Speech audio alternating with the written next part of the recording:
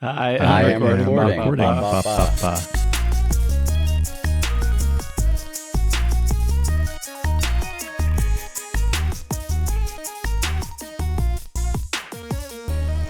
What's up, everyone? Welcome to the 689th episode of the Pokemon Podcast. It's super effective. I'm your host, Steve. With me is Bobby.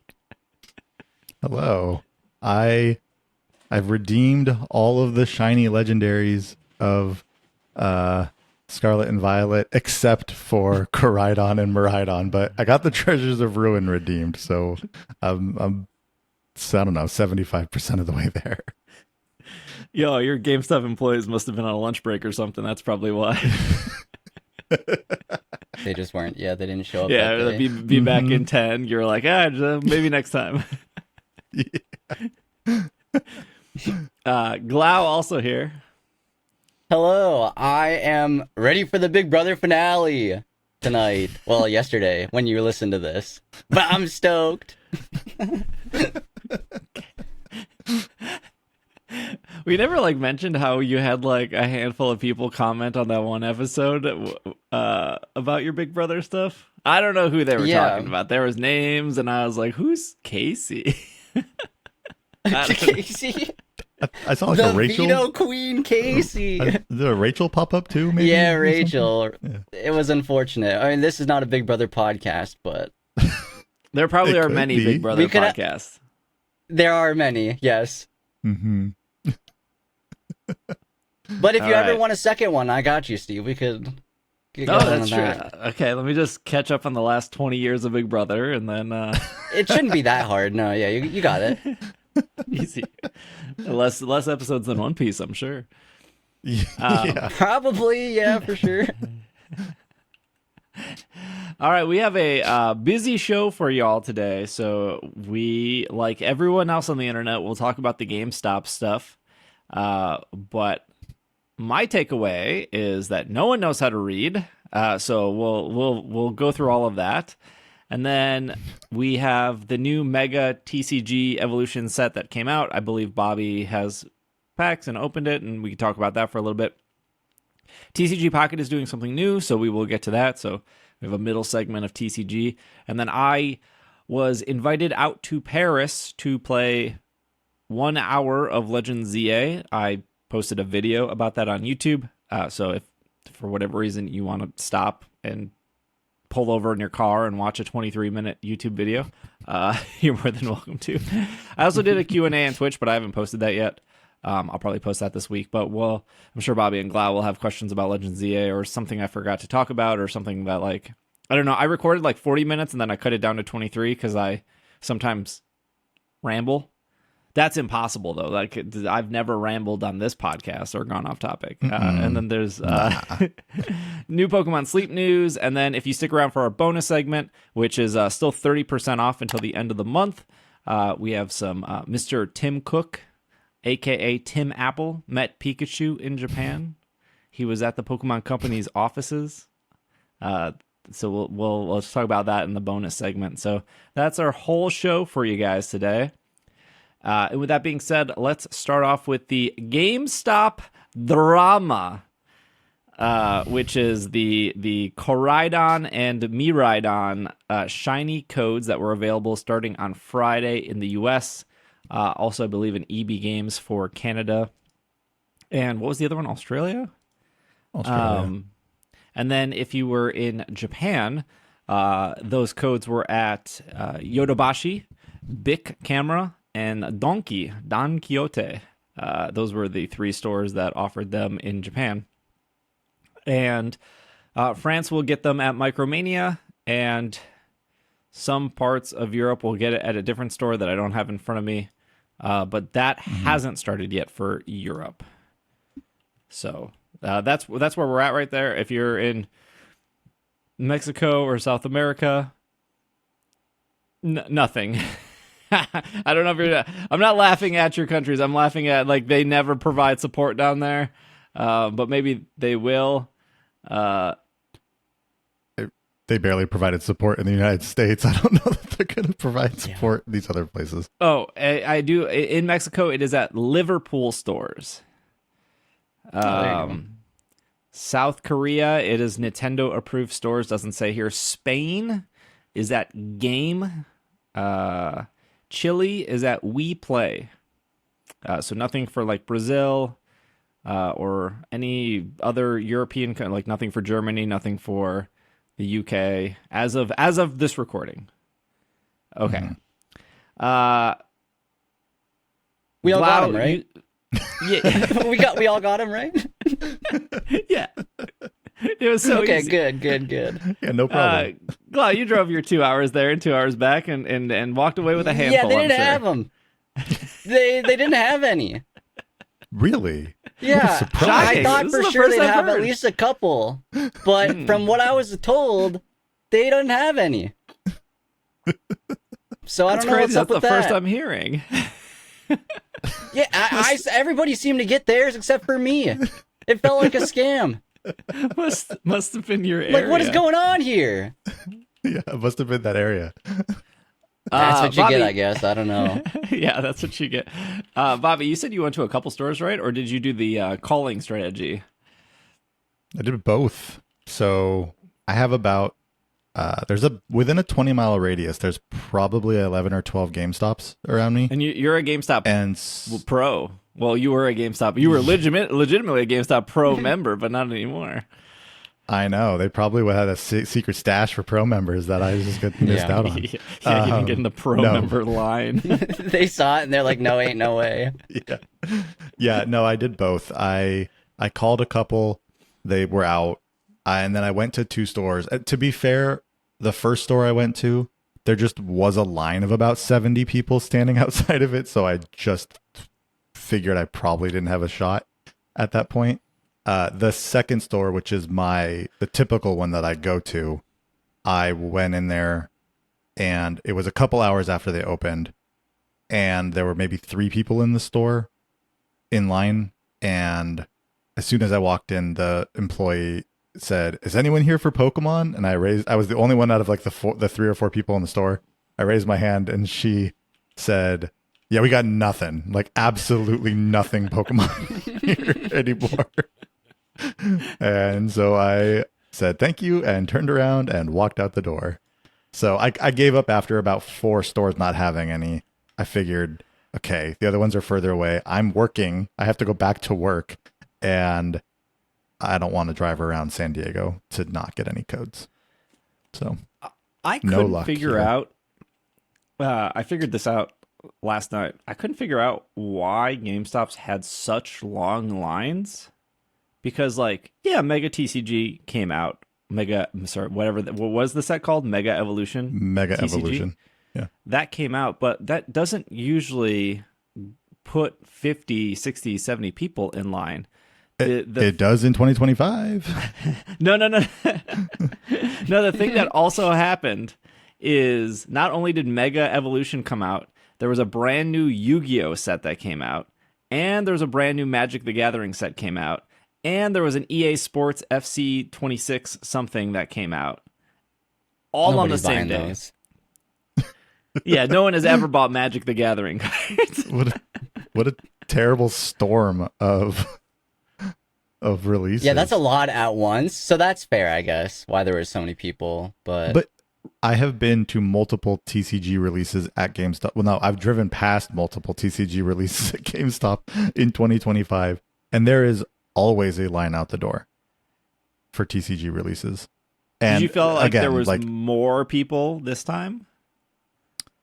So the first store I went to opens at noon, not at 10 a.m. So most of the GameStops around San Diego open at 10 a.m., but there are a couple that open at noon instead. So by the time I got out there, it was about noon.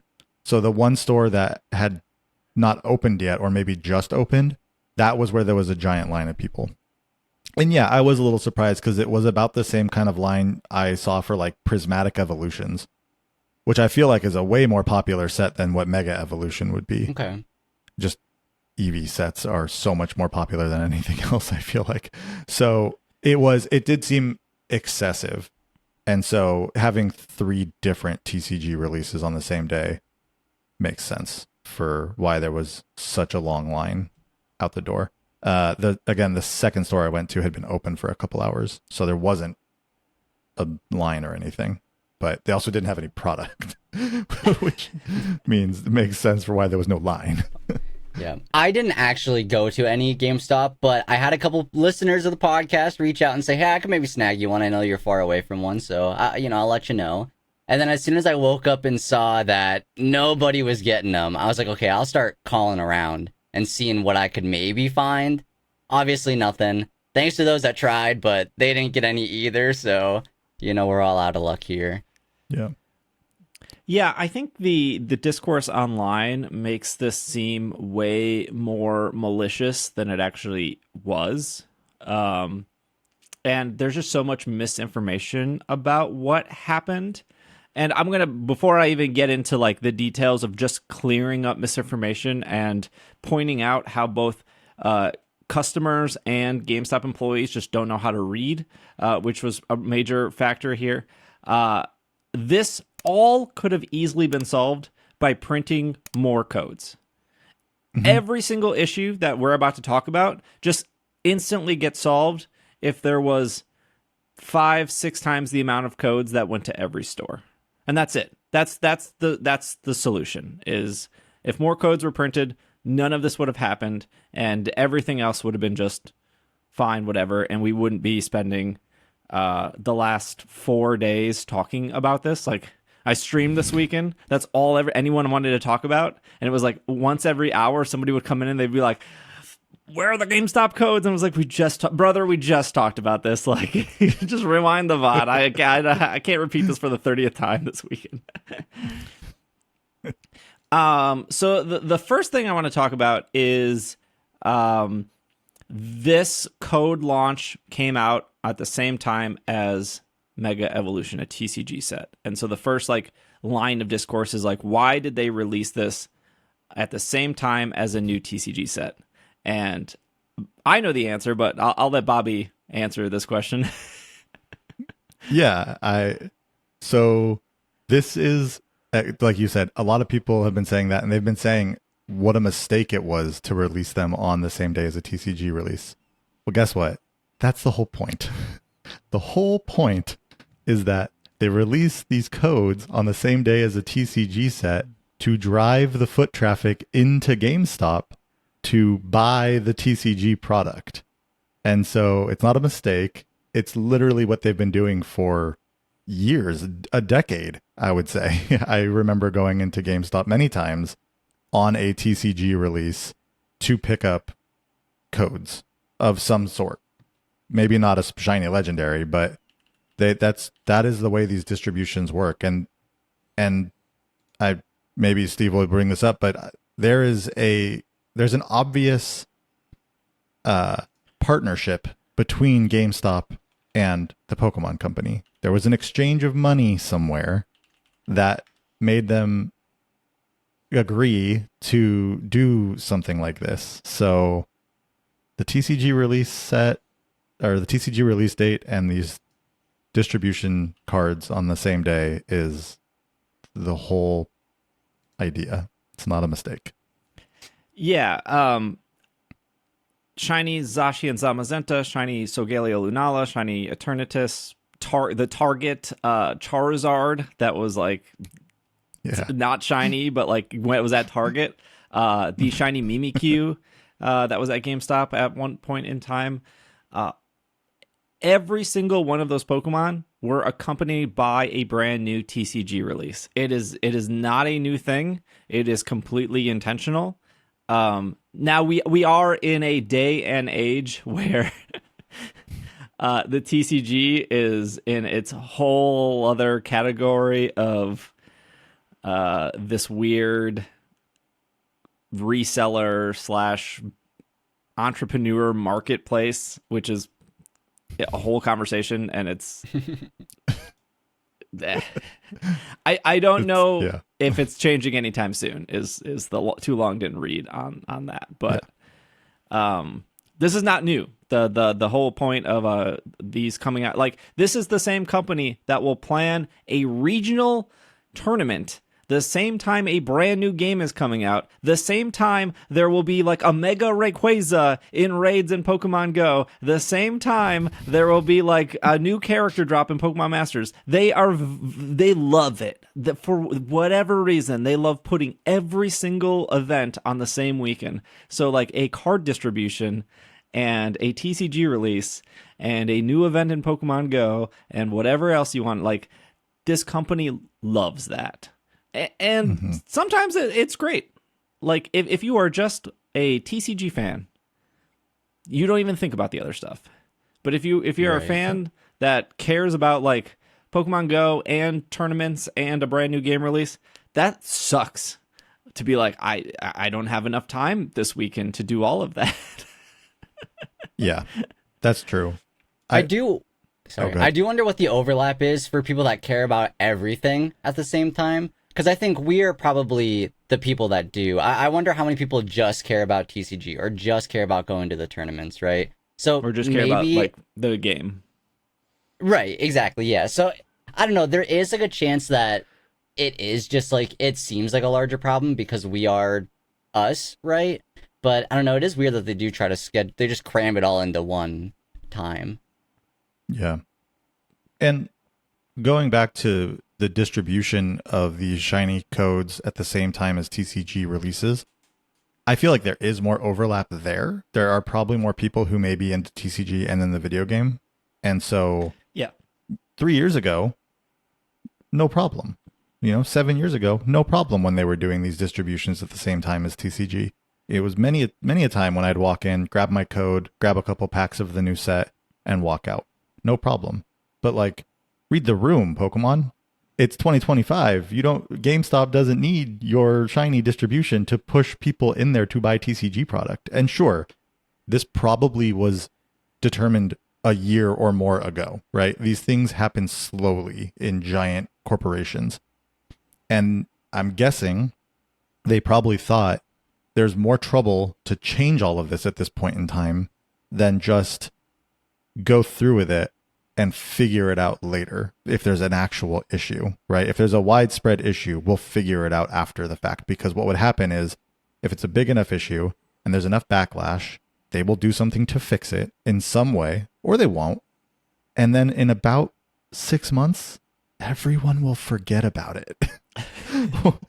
And they know that because there'll be 400 other things that happen between now and 6 months from now within, the Pokemon company. So it is unfortunate, but this is what happens. This is what has happened for years. And, it's not new.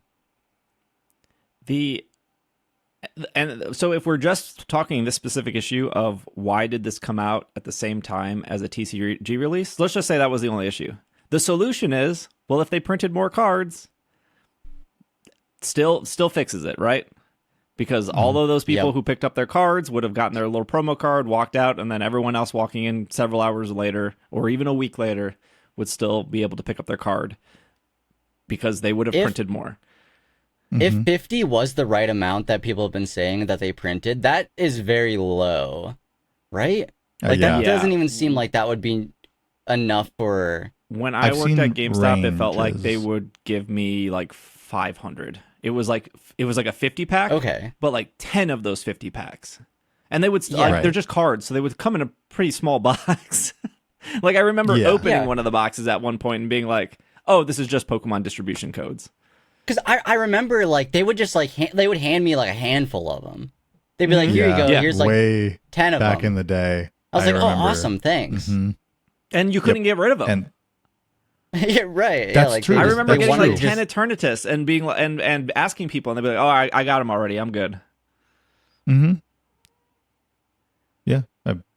So I don't know where the 50 or whatever that range would have been. That doesn't seem like enough even back then. I don't know. The only thing I can think is, did they want these to be super exclusive?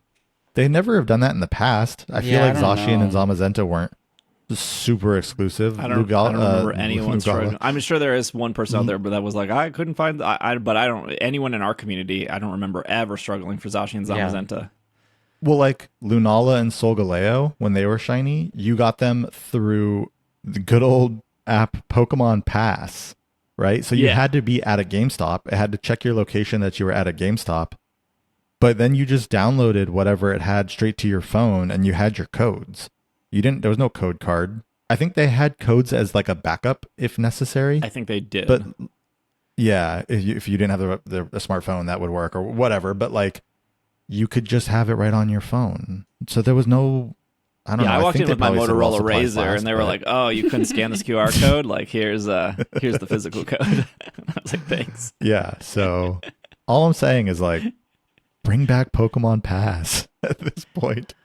Okay, the Anything second better than issue this. here is just the miscommunication. So, also when there is like a new TCG release, there is usually like a promo card with a stamped GameStop logo in the promo card. So this time around, it was Yveltal. And again, this is not new. There's tons of stamped GameStop Pokemon cards that come out like every 3 months. That's about it. Like it's about every 3 months. So there's like 4 of them a year. Sometimes there's 5. Sometimes there's like 2. And I'm reading off of GameStop's Twitter. This is a tweet they did 6/15, September 25th. Get free Pokemon alongside the Mega Evolution launch tomorrow, only at GameStop.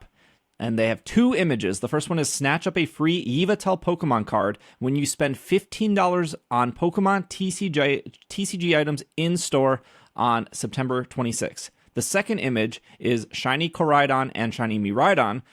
Receive one of these powerful Pokemon, and then it says available 9/26.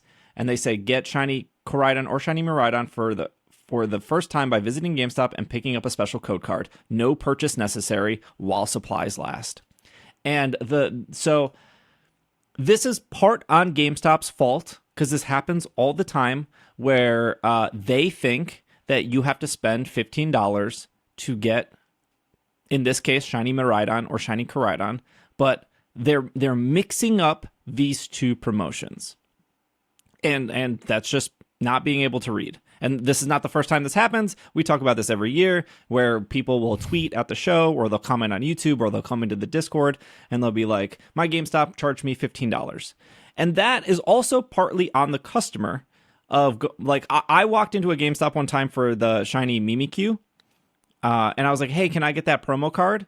And they were like, yeah, you got to spend $15 to get it. And I was like, no, I was like, sorry, not the TCG promo card. I was like, just the distribution for the Mimikyu. And they were like, oh, okay. Yeah, that's free. And so I think that was happening. That I know that's happening with not only this distribution, but other distributions where somebody comes in and they go, can I get the promo card? Or can I get the Pokemon card? Not knowing that there's 2 technically cards. There's a real TCG card with a GameStop logo, and then there's the card with a code on it. Right. And like, there are definitely some GameStop employees that will try to say like you need to pre-order or you need to do something to get the code. But literally on Pokemon.com, we've talked about this like 2 weeks ago, and literally on GameStop's own Twitter, the image they tweeted, no purchase necessary. So again, that is another problem I saw people saying, which is just it's just understandable confusion, especially if you're walking in and you're saying like, I need this Pokemon card, and they're like not sure which one you're talking about, or they just think like that's all there is there. But the $15 for a stamped TCG GameStop card is the norm. That's been around for 5+ years when a new set comes out. I don't know who out there specifically likes to collect a stamped GameStop promo card, but somebody probably does. I think people like stamped cards. There are plenty because they never have them in stock after like a couple of days. So I started off this conversation saying that I don't think this is as malicious as people are making it out to be. What I think actually happened is GameStop opened their doors at 10. People walked in to get Mega Evolution TCG. no one is spending less than $15, right? No one is waiting in line in the morning to buy like 3 booster packs that comes to like $12, right? No, that would still be $15. They'd have to buy less than 3 booster packs. Oh, okay, yeah, they'd have to buy like 2, right? 2, yeah, especially with GameStop prices. So what I think really happened is GameStop opened at 10. People got in line for Mega Evolution.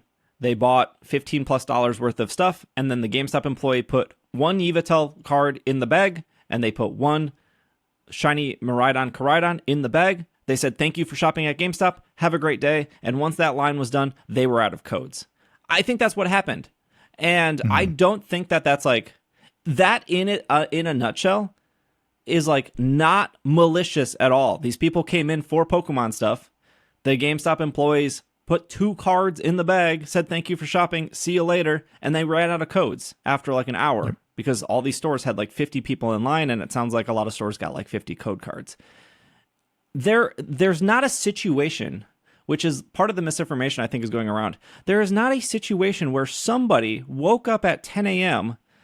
and waited in line at GameStop for an hour and then got in front of the GameStop employee and said, hey, can I get like 30 code cards? And the GameStop employee looked at the 50 and was like, yeah, sure, and handed them 30 code cards. And then the person went online on eBay and started selling them. That didn't happen. That's just, no GameStop employee would do that, especially the hectic morning of all of these GameStops doing Yu-Gi-Oh!, Magic, EA, and Pokemon to be like, this one person asked for 30 and I'm going to give them 30. If you see something on eBay with somebody selling 30, that was a GameStop employee. That was not a scalper standing in line hoping to make a profit. Right. I will say that one thing that did happen, and this isn't, again, related to people getting a ton of codes, but there are GameStops that, because all the GameStops got the codes early, right? Obviously, whenever you get anything for distribution, you get it like a day early. And they did open them and just start giving them out early. So there were people who had the codes before Friday because GameStop employees maybe just not like paying attention to instructions on like when to start distributing them or whatever the situation may be. I'm not even putting it in a malicious camp either. I'm just saying like there were codes given out like Wednesday, Thursday from GameStops. So that is a little unfortunate because like literally people got there Friday to like doors open Friday morning and there were no codes because they had been given out. They had all been given out the day before or like 2 days before to people who just happened to say, hey, do you have those codes by chance? And then they're like, oh yeah, we got those codes. And, gave them one prior to that goes back to Friday. not being able to read. Yeah, exactly. Yeah. That's back to the reading issue.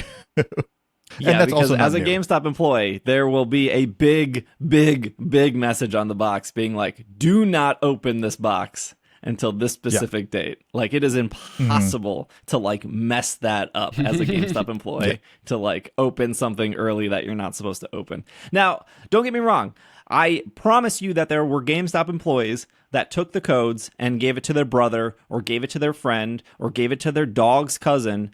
And that is what you see on eBay where somebody has like 25 codes sold. Like that happens all the time. Again, that problem is solved if you just have more codes, right? Usually in the past, a code for Shiny Zashi and Zamazenta, a code for Shiny Eternatus, a code for Shiny Mimikyu. Those are usually on eBay for $5.99 or $6.99. And we talked about this specifically with Glau.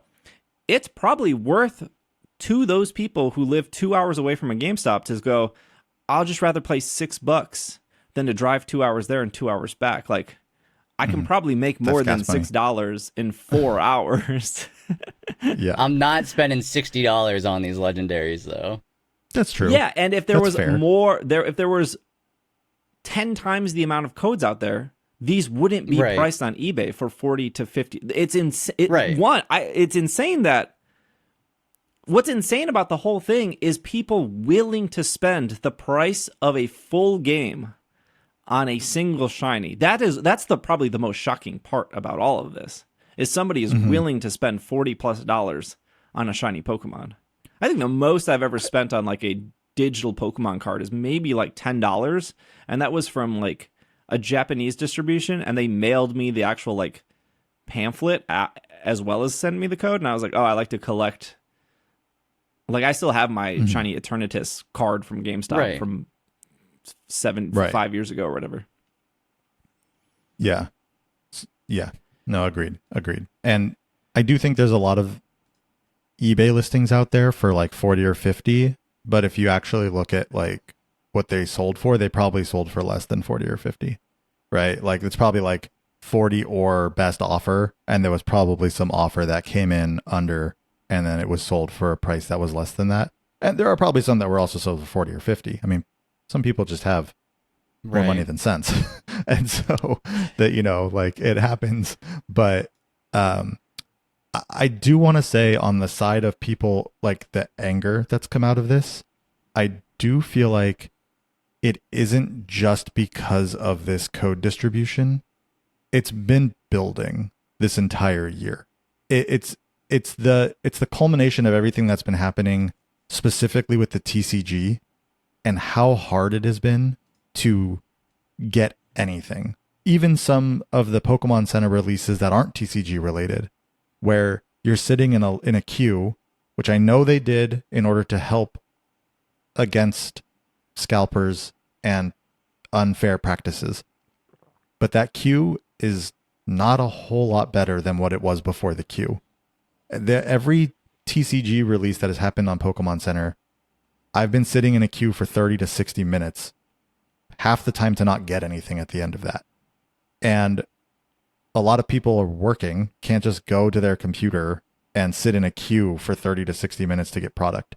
So you take, this all started really with Prismatic Evolutions, maybe a little bit beforehand, but that was the beginning of 2025.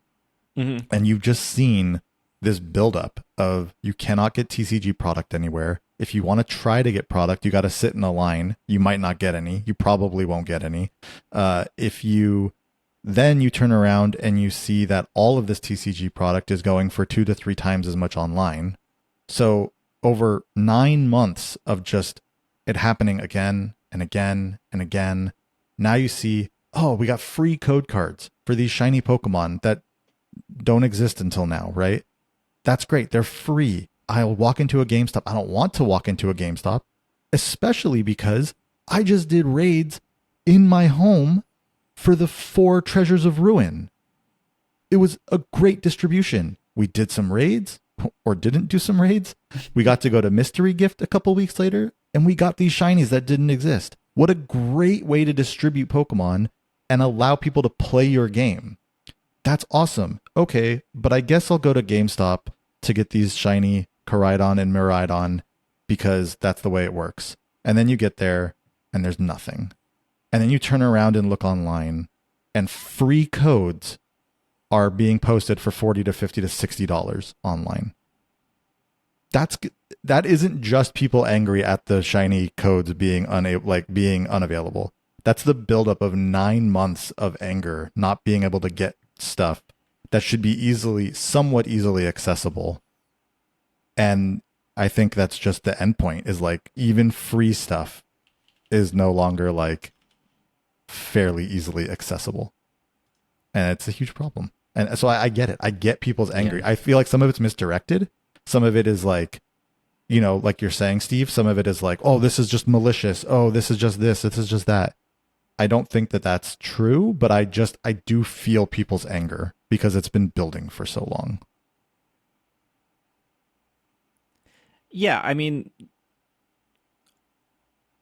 like the comments of why didn't they just do a mystery gift, or why didn't they just do raids? It's the same reason why the mega stones for the starters of ZA are battle focused. They want you to do something specific. There was an exchange of money between GameStop and Pokemon, which has not been new. It has existed since like Hard Gold, Soul Silver, right? Like when you're asking this question of like, why didn't they do the mystery gift? Because this works. They want to market their new game. They want you to walk into GameStop and they want you to pre-order ZA. They're not giving you a free shiny from the bottom of their heart because they're this generous company. They want you to walk in and get ready for their new game, and they want you to see that there's a new TCG release, and they want you to see that there's probably like some Funko Pop on the shelf, and they want you to purchase it. And I know there's going to be comments of like, well, I walk into GameStop and I just get the code and I walk out. Great. Awesome. I'm sure you're also the person that says you don't fall for clickbait on YouTube. But the reality is clickbait on YouTube works, and it continues to work, and people continue to click on it. So like the company that has made more money than any other company in the world probably has this figured out, and they probably have enough numbers to show when we do a distribution like this, like Eternatus, like Charizard, like a shiny Mimikyu, and we partner with GameStop. Not only does the money exchange hand between these two companies, but we see a rise in pre-orders, we see a rise in purchases. This partnership is working for us, and it gets us more sales towards our new games, and it gets more awareness of our brand out there. So yes, they could have easily put this in raids. They could have easily done mystery gift, but that wasn't their actual end goal. Their end goal was to get you to go inside GameStop and pick up a code and hopefully purchase something. And the reality is most people do. And again, the solution to all of this is to print more codes. Print more codes. Yes. It's not the question of why. I know a lot of people are asking why. I'm not asking why. I'm saying it's disheartening seeing a distribution work so well to seeing a complete failure. And I mean failure in the way of a lot of people who want codes just aren't getting them. Not a failure in Pokemon standards because they ran out of codes. They hit their mark. It worked. They did exactly what they wanted to do. If people bought TCG product and were given a code, technically, it looks like that TCG purchase is tied to the fact that people came in for a code. And so they made a bunch of money. They had codes they gave out. They made a bunch of money. But again, like you said, print more codes. Do some kind of distribution that gets you inside of GameStop, but also guarantees you something when you're inside of GameStop. Like, why not? Like, there's no problem with doing that. You're still getting GameStop what they need. You're still getting people in there buying stuff, pre-ordering stuff. Just getting people in the store will make money. Of course it will. That's just like you said, that works. But like, give people that opportunity. Because guess what? When there's no codes available and someone walks in to get a code, they're probably, and then you say, nope, there's no codes. Yeah, they're definitely you're probably not getting a sale out of them. They're turning around and leaving. So you're not getting a sale. You would have gotten a sale potentially if you could get them to the till so that they're like up there. They see all the product behind the wall, whatever, or behind the desk. But yeah, it's just sad to see. And again, it's just sad to see like, oh, this great distribution that just worked to this complete flop that happened like a week later. You know, and so it's not. It hurts. I'm so confused why it seems like they didn't print enough codes. I'm very confused of like when I was being told by multiple people that like they went to their GameStop and their GameStop employees said that they only got 50, or they like some stores maybe said they got 100. But like the majority of things that I saw were people saying my GameStop said they only got 50, which is like one little bundle that they sent. That was never the way it was when I worked at GameStop, or even when I was going to GameStop as just like a normal person. They would just have so many codes out for a while. And again, there's also the confusion of like, why doesn't GameStop just print them on receipts? They used to be able to. I remember you could go into the system, you would like tab over because there was like no mouse control on the point of sale. So you'd have to use arrows in the tab button, and you would go like down under promotions, and they would have all the promotions, and you would go to Pokemon, and then you could type in like between 0 and 99, and then you would hit enter, and then it would just print on the receipt, and you just hand the person that. I don't know when they did, but GameStop updated their point of sale, and that's just that there's no tinfoil theory. It's just they updated their computer system, and that didn't allow it to print on receipt. I believe there are some stores in, I think Micromania and I think Game can still print on receipts. I'm going to wager to guess that they probably haven't updated their point of sale in like 20 years, and that's probably why it still works. I also want to say that this issue is not exclusive to America. My friend in Japan, she went to 2 stores and she got 3 cards. The first store would only give her one per person, which is like pretty normal. The second store gave her 2. And then after the first day, she said every store was out. Bic Camera, Yodobashi, Donkey, every store in the Tokyo area completely out of codes. So I don't think this... I don't think that there were specific scalpers waiting in line to sell codes, because based on the history of this, we didn't know that there was going to be a limited number of codes. We also have never seen codes go over like $10 in the US. I think legitimately what happened is GameStop just put a code in everyone's bag, sent them on their way, and then realized, oh, we're out of codes. Solutions for this, it only happened like 4 days ago, and it happened before a weekend, and not a lot of things get done on the weekend. So I don't think the solution is print more codes. I don't think that Pokemon is going to run to a printer, cut the line of the printer, get the printer to print a bunch, and then package and send those to hundreds of GameStops across the United States. I think that's really unreasonable for a company to do. I think their solution will probably be, hey, sign up for the Pokemon newsletter. In a week, we're going to send everyone an email. In the email will be a code. And they did the newsletter thing for Zarude. They did it for a couple other Pokemon in the past. I think that is the solution they're probably going to do. Because it probably also doesn't cost them money to try to figure out how to work with a printer, print more, put them on a bunch of FedEx trucks, and then like that's probably like there's probably also a deal with GameStop to be like, hey, our agreement was until we ran out, and we ran out. So you want to send us more codes? There has to be another exchange of money here. Yeah, I do wonder, because the distribution event was supposed to go September 26th through like October 14th or something. Yeah, it was supposed to go up until it came out. 20 minutes at most. Yeah, so I don't know what that means for if there's maybe if there's a second wave, or if it's just done, and now they're like, okay, now we don't have to deal with GameStop anymore. We did our part with them in what we owe them based on our agreement. If I had to guess, that's now, probably what it is. Yeah, we can do our own thing if we choose to. I will say that if you do want to voice, so, I know a lot of times it feels like you can't do anything. There's this juggernaut of a corporation does what it does. It and you're like, I can't do anything. One thing that you can do is you can submit feedback, but you got to submit it to the proper channels, right? You can't just, I know like a lot of us just go on social media and say what we say, and that does work sometimes. But also, I really would say you should email them. There's a support at support.pokemon.com. You can go specifically to the video game section, and there is actually a dropdown for character distribution. And you can put your feedback in for the distribution and how you felt that went. 2 things I'll say. 1, I think you should be somewhat nice. Don't go in there with Please be nice. A ton of anger, because 1, they're not going to, nobody listens to that. That's immediate like, no one wants to listen to that. And also we all need to be nice to each other. And 2, I forgot what my second thing was. Just be nice. This is really the big probably, one. But, you're going to get a generic response.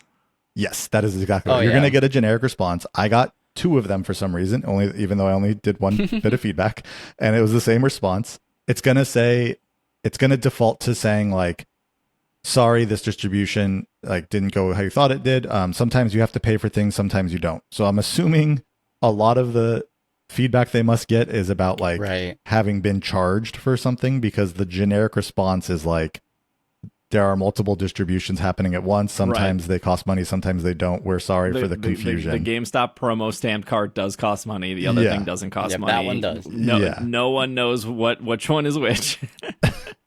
Yeah, so you're going to get that automated response, because again, it's a giant company who is probably getting a ton of feedback. They're obviously not going to be able to personally write back to each person, but that feedback does go somewhere. And if they get a bunch of it with the same people, like the same issues, then at least they're hearing you. At least it's adding up, right? You might think like, oh, I'm just one person, but you're one person amongst a bunch of other people also having those same complaints. It does add up. So I would say if you do want to voice that, support.pokemon.com is there, and you can voice your complaints. And next year's the 30th anniversary, so I would expect you're going to probably go to GameStop a lot next year. Just a heads up, they wouldn't keep doing GameStop if it wasn't working on the back end marketing wise for them. Yep, that's true. So hopefully they learn from this specific issue, and then next year goes very smoothly. And they just print more codes for future things, or they bring back Pokemon Pass. But I do think there's plenty of time for them to have a solution. They did this on a Friday. It's been all weekend. People are coming back into the office on Monday. They will see that this was an issue. I do think they will remedy this. So the whole point of this segment was to clear up all that misinformation. Obviously, again, I think the simplest solution would, if they printed 10 times the amount of codes, none of this would have even happened. But here we are. So let's take a quick break. When we come back, we will... Bobby did get the new TCG, so we will talk about that. And then Pokemon Pocket is doing something very weird, so we will talk about that. We will be right back. And we are back from our break. Bobby, tell us about Mega Evolution. It's out there. So Mega Evolution is the first set. I guess you could almost call it like Mega Evolution base set, right? It's the first set of the new Mega Evolution series. So we're done with Scarlet and Violet series of the TCG. That's done and over with. Black Bolt and White Flare were the last sets for that. So great Gen 5 remakes, weren't they? I just loved every second of going back to Unova. That bridge is beautiful. So we're moving on to the Mega Evolution series.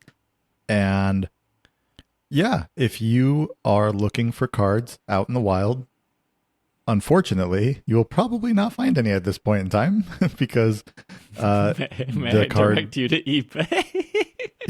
No. Yeah, No. it's tough. It's tough out there. You might be able to go to like a local card shop. I have heard some local card shops who are actually selling at MSRP.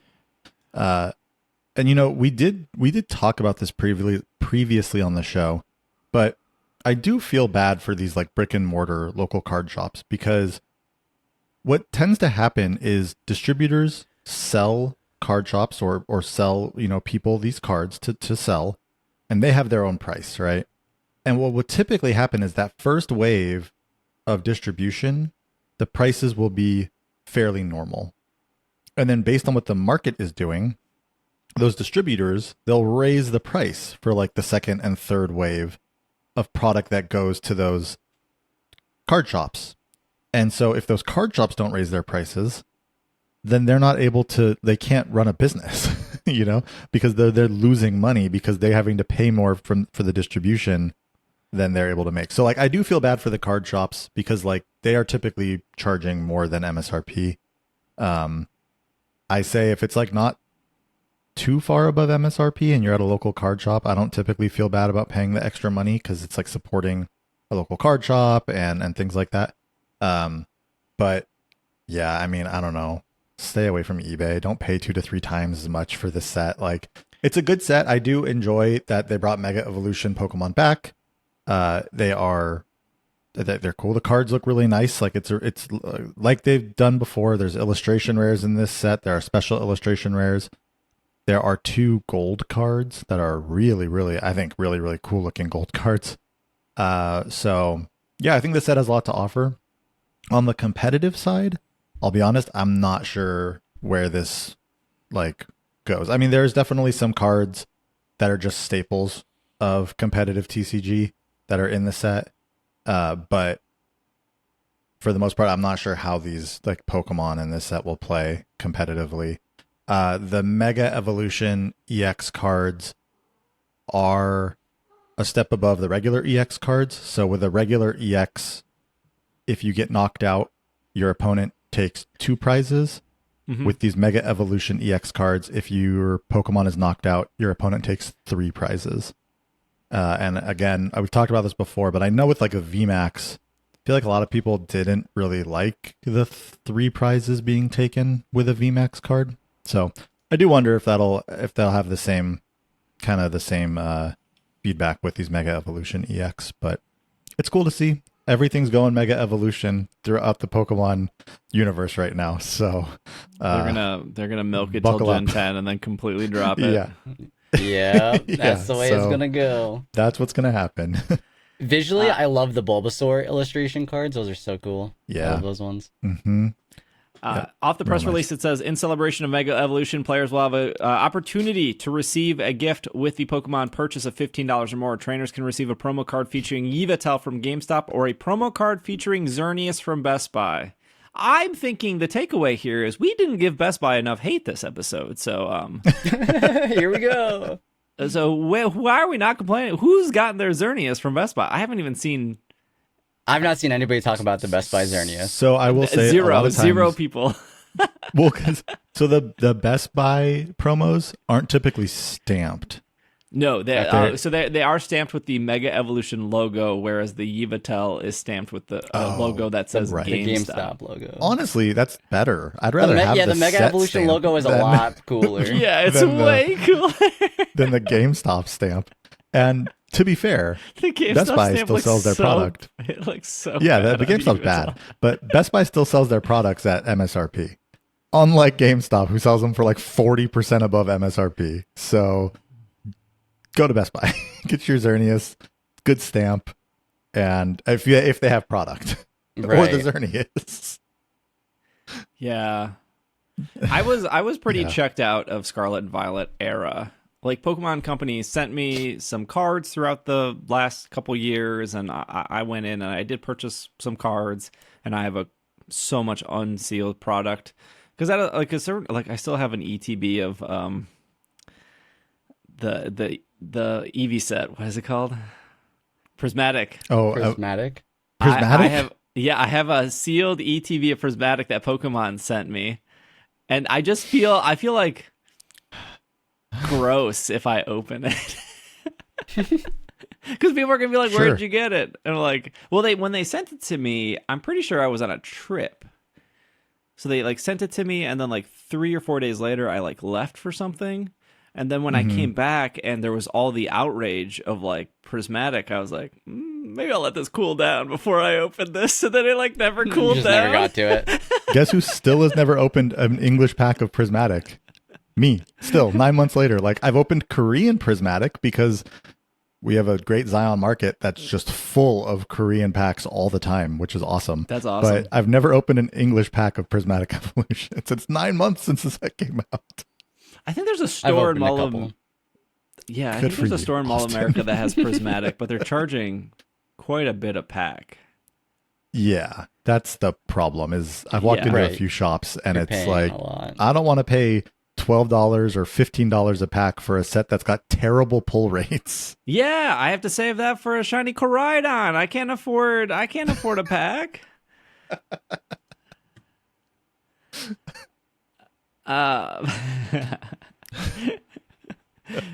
I do have a lot of sealed product. I want to do like a big TCG stream or something. I don't know. Maybe like I've only done one box break in my entire life, and it costed me money.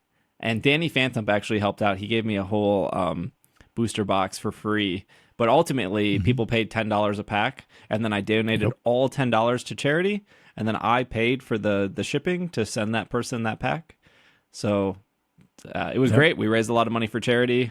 I was out a lot of my shipping was way more expensive than I thought it was going to be, but it was Oh, okay no. because people got their cards. And You then did it with battle styles too. Of all sets. it of was all I sets, remember that 'cause I bought a pack. scammed everyone. Wow. Yeah, battle styles. I remember that booster box being really good on hits. Like I remember a lot of people walking away with like, I mean, like battle styles didn't have amazing hits, but there was a lot of hits that Yeah. it wasn't like a bad box, which was like the nicest part. But And before anybody comments, yes, Battle Styles has the Sleeping Tyranitar, and yes, that is a huge hit. But one I of don't think we pulled just that one, though. one of a few. No, probably. Like my not, favorite pull probably from not. that set was I think the shiny Octillery was in there. Oh, yeah, yeah, that was when they were yeah, doing yeah. shiny on gold Yeah. cards. The shinies on the gold cards. Mhm. Yeah, um, you should do another. I mean, again, you don't want to lose a bunch of money, but it would be cool if you did some charity stuff with a box break. That was really fun. I think a lot of people really enjoyed that. Maybe you charge like a couple extra bucks so that you can also pay for shipping, and you're not out money doing this. But Yeah. that was pretty cool. yeah. It would just be nice to be able to find cards. Yeah, That's true. agreed. Yeah. By the way, I forgot to say, I got my cards from Pokemon Center. I bought them myself, but like that's why I didn't get them at GameStop or anything like that for this weekend. I just Yeah, the 50 got people in lucky. front of you just wanted the Miraidon, and when they said no, you were like, you walked right in and picked up some I guess cards. I'll buy these But, cards. Yeah. No, I sat in a queue, like I said, was one of the times when I actually did get product and was able to get an ETB. So that's what I opened this weekend, was in Mega Evolution ETB.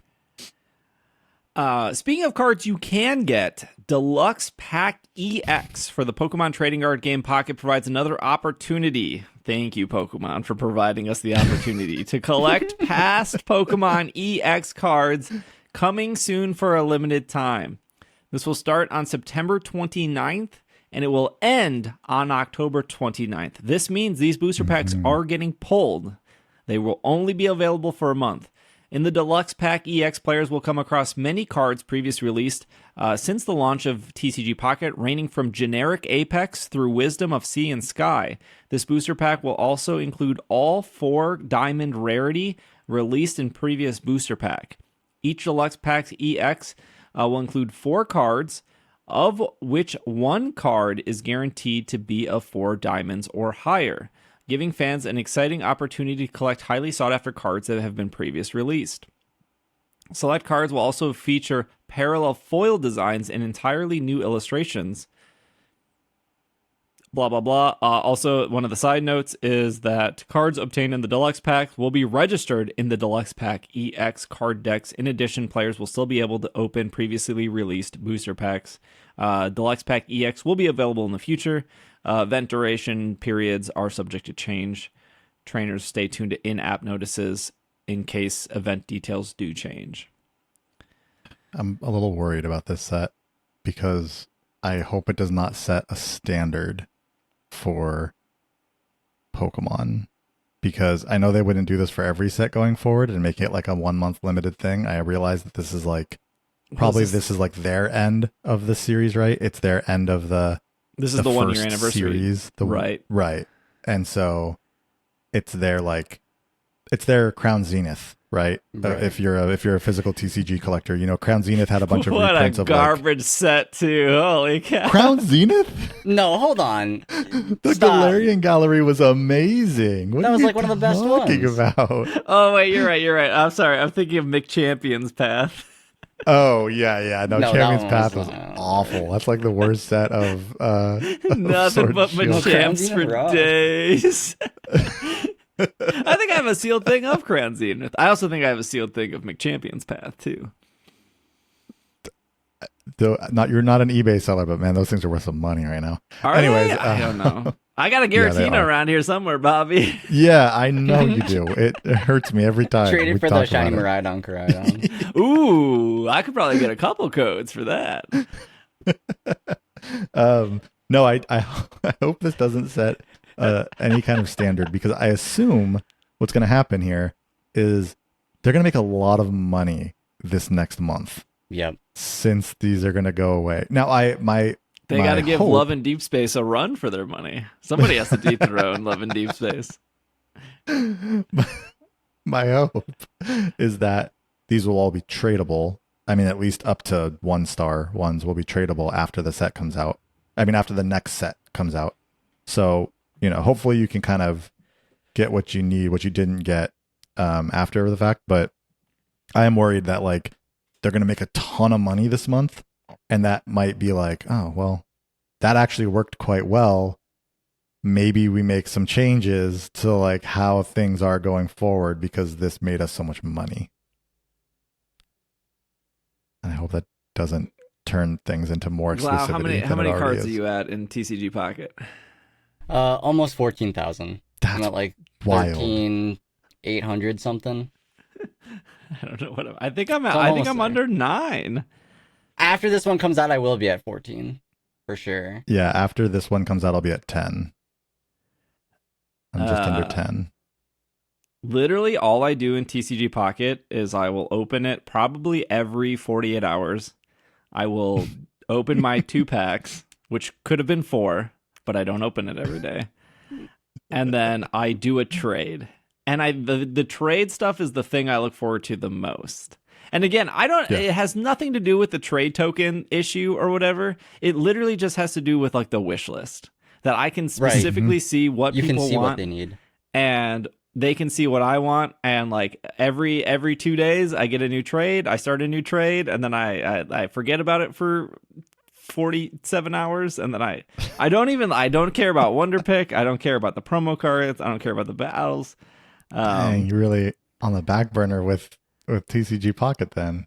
No, I like it. I like it a lot. I like the trading. I like giving people what they're missing. Even if I have like one card and they're like missing it, I'll just give it to them. I'm just like, because it's already registered in your decks. Right. You don't have premium, right? No, anymore? No. Okay. Yeah. But I feel like with this new set, maybe I'll like. These are just normal booster packs, right? I know they say like Deluxe Pack. As far EX. as I'm aware. With 4 cards though instead of 5. Yeah. Wow. But yeah. But one of those pack is like guaranteed. Includes, So like I kind of feel like I want to get premium for extra packs. Yeah, especially if it does go away. Yeah, if they're taking it away, then I want 3. This is exactly we're giving the problem. them ideas. I feel. Yeah, no, I'm giving them. exactly I'm falling for it. But for $10, I get 30 more of these packs that they are then taking away. That's the smartest amount of money to do, because otherwise $10 is just 10 packs. So I'm getting 3 times the amount if I get premium. I just have to log in more. Exactly. Yeah. I'm sitting at 13,933 cards. I was considering getting rid of my premium. However, like you had just said, this is not the set to do that with. Yeah. I'm here for another month, I guess. Mm-hmm. Yeah. No, I'm on premium. I got rid of premium for like 2 weeks and then went and got it back. Got it back. Yeah. So this is Pokemon Sleep all over again. Yes, it is. Yes, it is. I think the new card art looks great. I think I don't know. There's such power creep in this game. Like, what are you gonna do with like a circle circuit Pikachu EX? Like, that's useless. Celebi EX is useless. Pachirisu EX is useless. Hold on. If you are PvP, yes, these things are not in the meta right now. Some of them are. Like, I think Greninja still doing well? Greninja's been doing well forever. But if you are just playing the computer, because I haven't done all of the battles with the computer yet. I've done a lot of them, but I haven't finished them. And you do get hourglasses for beating the computer at the different levels. And I've been using I still use like Celebi Superior for some battles, or like Arcanine. I'm still on Charizard Moltres, I gotta be honest. Charizard Moltres. Just hit that auto battle button and let it rip. Yeah, absolutely. And it's not even auto battle. Like I've been doing the battles against the computer, and I'll use I'm still using old decks. Like for some of them, I'll go make new ones and things like that. And to be fair, I am doing this with my kids, and my kids have a interest in like building little decks and things like that. So that has been cool and helpful. But if you are just playing the computer, Celebi EX is cool. You gotta love a good coin flip, a good gamble on the whether you're gonna hit a bunch of points or not. You know, I wake up and the real coin flip I take is, will GameStop screw me over today or not? Maybe yes, maybe no. It's a weighted coin. I don't know what you're talking about. Yeah. Always tails on that one. But this is as of this podcast coming out, it should be available later. I mean, if you're listening to this on Monday, it should be available later that evening. So we'll have more details of how that'll work. I will say if this set really interests you and you don't have the premium, it seems like that $10 will get you probably the most bang for your buck to sign up for premium and then to cancel it when you're done. But yeah, these go away. But this is the start of like the fear of missing out. It's like, when will this come back? Yeah. And to be fair, like, it's not like we're able to trade for, well, I guess we still have the availability to open the packs, but there's like 2-star and 3-star cards that it's just like, I'm not pulling, and I'm not opening Genetic Apex anymore. You know, I mean, even though it is available, like I've just given up. I'm not getting all the full arts for that set because you can't trade for them. And but like too you many. Could. You though. could. You Yes, could. you still could. But this one you won't be able to. I almost feel like that might feel better, like, because after that month and it's over. Like, and once that day passes, you're like, well, it's over. Like, I can't like today. I could still pull that Genetic Apex immersive Charizard or Mewtwo. I could spend money and go back and pull it. But after this set is done, it's like I can't spend. Doesn't matter how much money I spend. I can't pull those cards anymore. Like, it kind of gives you like the freedom of like, it's over. It's sad to think that before this even come out. Card, I don't got to worry about it no more. Yeah, instead of putting $45 into TCG Pocket, you could buy a shiny Koraidon. Think about that. There you go. The only card I really want from this set is that Full Art Professor's Research. It looks awesome. That one's good, yeah. I like the Arceus EX, the 2-star one. I didn't see the Arceus EX, but what I did see is there's a Farfetch'd illustration. The Farfetch looks very good. Yeah. That looks very good. Yeah.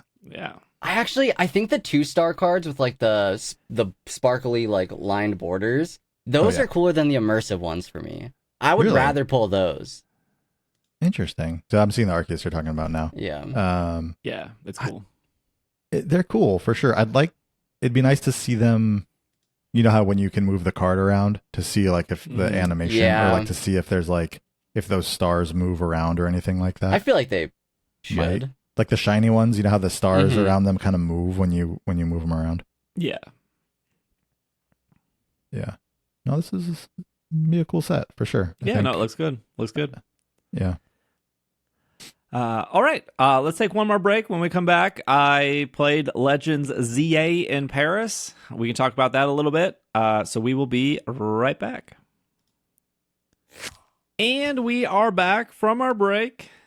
So I obviously people saw I was in Paris and I was under an embargo. I was told that you can tell people you are here for the stamp rally, which is true. I did do the stamp rally, but I was primarily invited to play an hour of Legends Z-A in the Eiffel Tower, which is kind of crazy.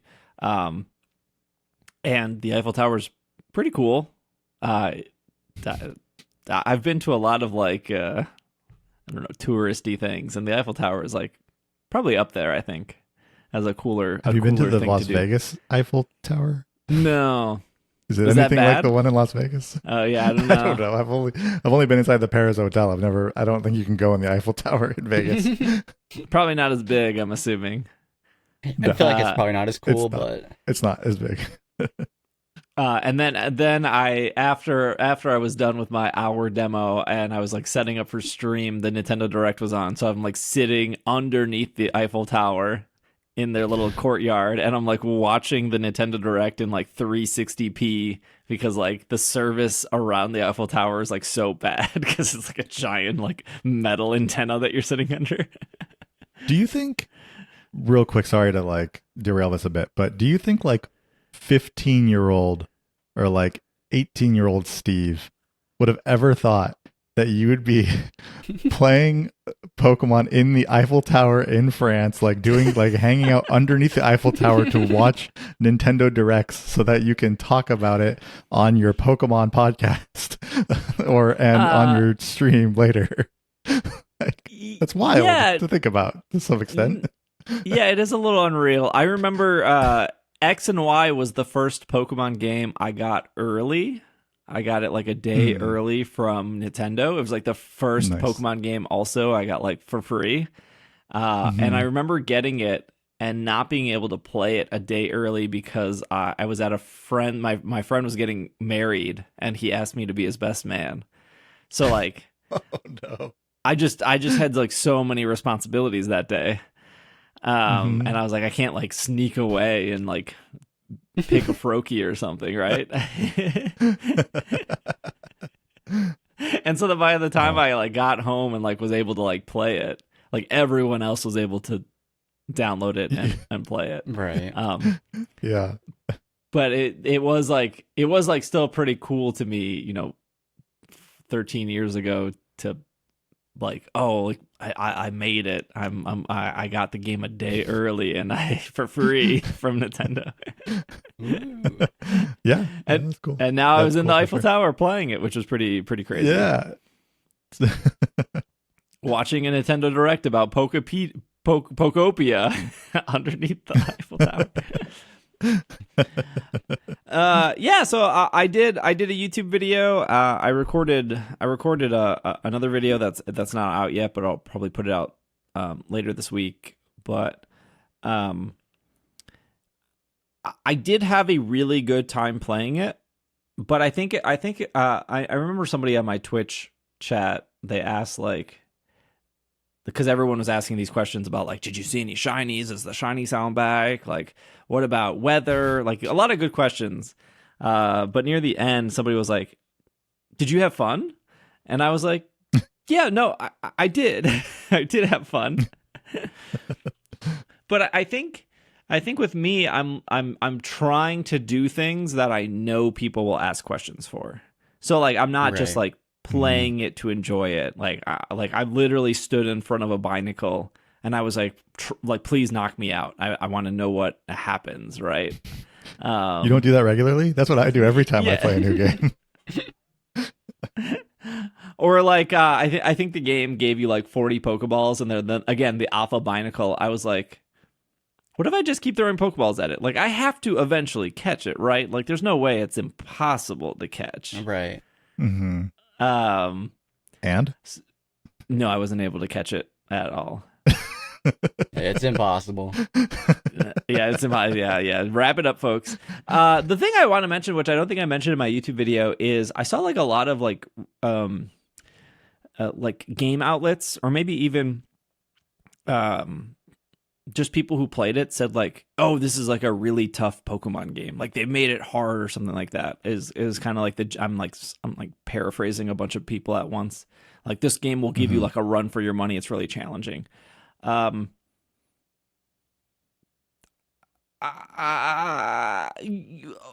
every Pokemon was in your party was level 20, and like the Binacle was level 32, I think, and like the Houndoom was like 32, and the Pikachu was like 35. Like they put us in like a losing situation, right? Like not unwinnable, right? But I don't think most player like I almost feel like it's a repeat of Legends Arceus, where people were like, yeah, this Pokemon game's like a bit more challenging than other Pokemon games, and I was like, not when you're just like playing through it normally. If you're playing through it and you're going in order and you're catching things and you're literally just, you're not even grinding, you're just going along the intended path, you feel pretty like The amount of times I died from falling off Braviary, it's challenging. I take fall damage in that game all the time, and I'm losing my satchels. Well, I'll tell you this, Glau. I could not reproduce any fall damage at all. That's what we like to hear. I jumped off multiple buildings in multiple different ways, and every time the Rotom phone caught me. So The Rotom phone catches you, huh? Mm-hmm. Exact like the same animation as Scarlet Violet. It's the like Right. Okay. copy and paste, copy and paste.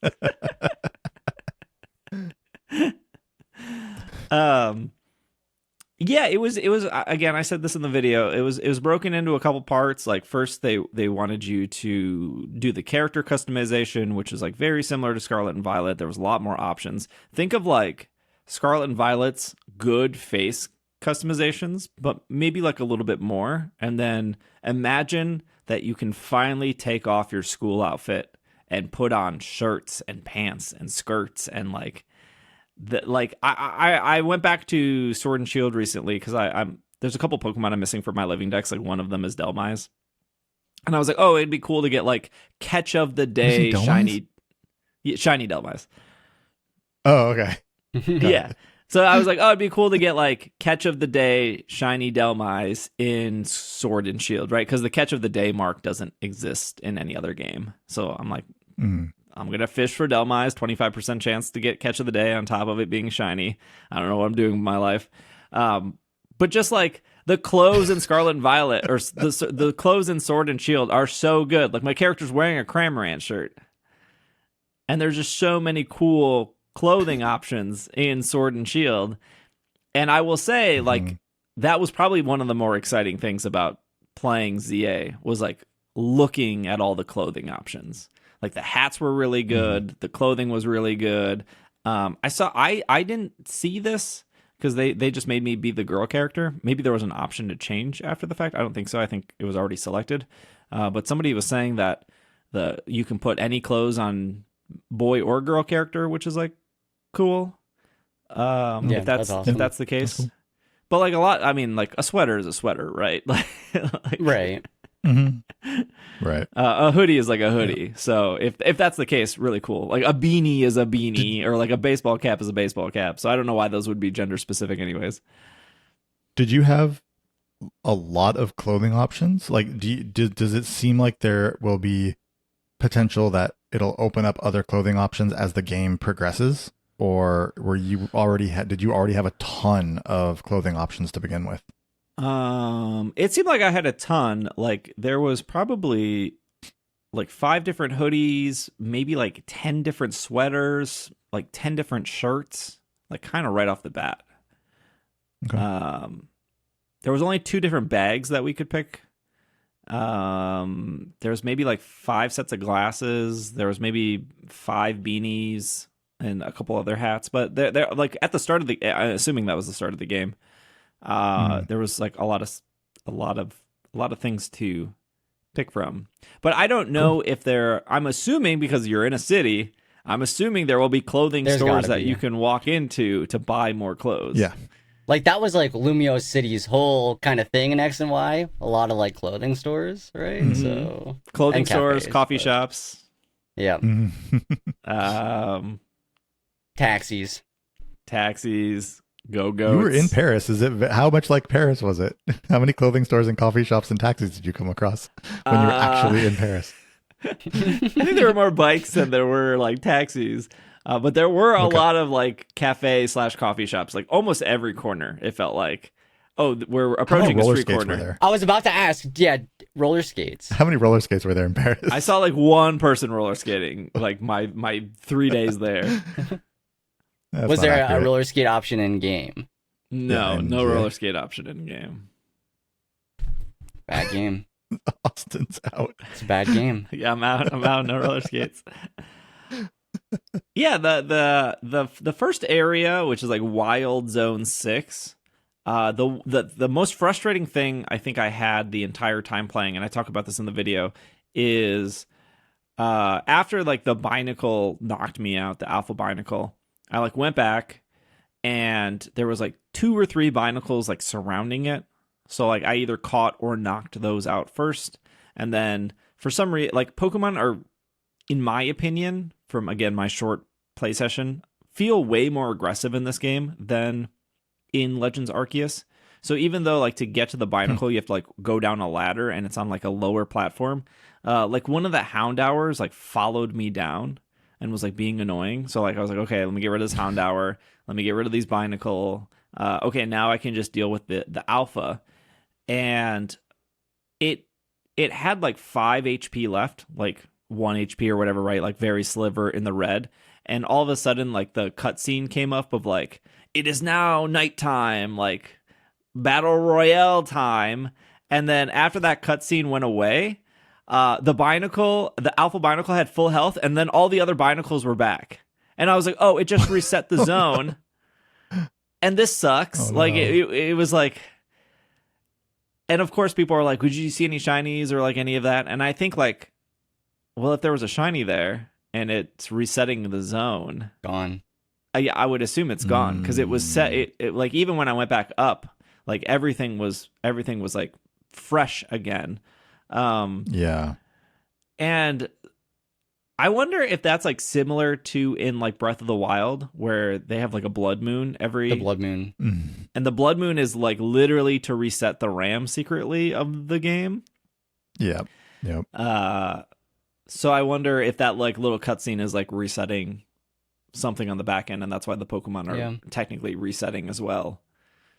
But it was a little frustrating to be like, I don't know if that maybe that was a bug or something, but like to be one like shot away, or like, oh, it's red, I can finally like throw Pokeballs at it, and then like have it reset and be like, oh, okay, well that was like 3 minutes of work that I have to like now redo. Is it? Yeah, that's a bummer. Is it possible? And you wouldn't obviously be able to know this unless the Binacle, one of them, had been shiny. Is it possible that it somehow resets with like the same Pokemon that were there before? That it's not so much resetting the spawns completely, that it's resetting the same one. So like if it were shiny and then that thing hits, it's still giving you the shiny again when it resets. Back to full health. Yeah, so like kind of just like they back to did in full Legends health. Arceus. So I think At there's lots of people that first, don't right? know how this works. So when you go into, let's say you go to Alabaster Icelands in Legends Arceus, right? Yeah, you do. You go there. So all of those Pokemon are already set and generated. There's no new Pokemon coming in or going out. Even in an outbreak where there's 4 Pokemon, you catch 3 of them and then 3 more spawn in, and then eventually that outbreak ends. Like all of those are determined. So if you go into Alabaster Iceland, you turn off autosave, you save the game right as you land, and then there is like a shiny Avalugg and a shiny Snover. You could find those, knock them out, and then just reload your save, and they will be in the exact same spot every single time, because all of those Pokemon are determined. So I don't know if when you go into Wild Zone 6 and there's like 3 Baneri and 3 Swablu and 1 Alpha Pikachu, 1 Alpha Houndour, 1 Alpha Binacle, and then Alpha Houndoom. I don't know if those are like, are they always going to be those exact Pokemon in Wild Zone 6? Are they set when you go there, even as the time of day goes? Like, is that area ever going to refresh? Because one of the things that did concern me is like, okay, I've seen everything there is in Wild Zone 6. I guess if I need an Alpha Pikachu, I know I could come back to this area. But there were like a couple items to pick up off the ground.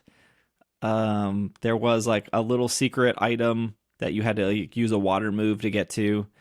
But otherwise, there was like no people. That's not true. There was like one person there that would like sell you a coffee. And so this game is like, this game is coffee and tea focused, whereas like Scarlet and Violet was sandwich focused and Sword and Shield was curry focused. But there wasn't like any trainers there to battle. There wasn't, besides the one person that healed you, I don't think there was really anyone to talk to. Like for being in a big city, and I'm sorry for like bringing up like maybe like concerns, it was like, okay, there's some Pokemon here, but there's also really nothing to do unless you only specifically want to like catch or battle these Pokemon. And I said this in my video, and I've said this for the last couple months. I think this game is really battle heavy, and after playing it, everything revolved around a battle, even with the catching. Like I did feel like I had to battle almost everything in order to catch it. Right. And so it's like during the day part of the game, I'm battling and catching Pokemon, and then at night, I'm battling trainers, and then after the night thing is ended, I'm battling the leader, and then when I need a new Megastone, I'm battling the thing to get the Megastone. Right. You mentioned in the video, I believe, that you are still able to just throw a Pokeball at a Pokemon, though, without battling, like you were in Legends Arceus, right? Mm-hmm. But is it much harder to catch it that way? Like, it's kind of almost like it wants you to battle, because otherwise it's going to make it... thing, right? Well, that was like an alpha one, though, you were saying. Right. That was tough. Yeah, it does the thing. So I don't know if there's like sticky globs or anything in this game, but it does, like, right when I went into that wild area, there was 3 Bunearys, and I was able to like backstrike 2 of them and catch them instantly without battling. And then the third one just like took 2 Pokeballs, and then I caught that. And then I turned the corner, and it does do that thing where if a Pokemon sees you, it like gets aggressive. It has like a little alert, and then it will start trying to attack you and battle you. And I feel like once it goes into that mode, it feels much harder to catch versus like sneaking and catching it. And in like Legends Arceus, when they went into that mode of like, oh, we see you.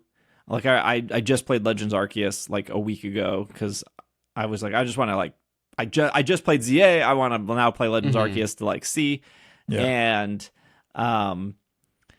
like when there was like a Toxicroak outbreak, and I remember like once the Toxicroak saw me, it was like, well, there's no point in throwing Pokeballs because they fail. Right, it's not they bounce off. That's right. They bounce off, and I have to like sticky glob it and then throw a Pokeball, or I have to like opt to battle it. And True. You can't just like battle it without going into the turn-based battle system, right? So this game you can not go. Well, there's no turn-based, so I was still able to throw a Pokeball at the Houndour who was mad at me. So that is different. Okay. But they were breaking out of the Pokeballs like super quickly. Like it wasn't even getting like one shake. So I have like, I don't know. And a lot of this is just like, I'm not trying to complain. I'm not trying to sound like it's bad or anything. I just don't know how the game is actually doing the calculations. So does the catch rate go up once they see you? I think so.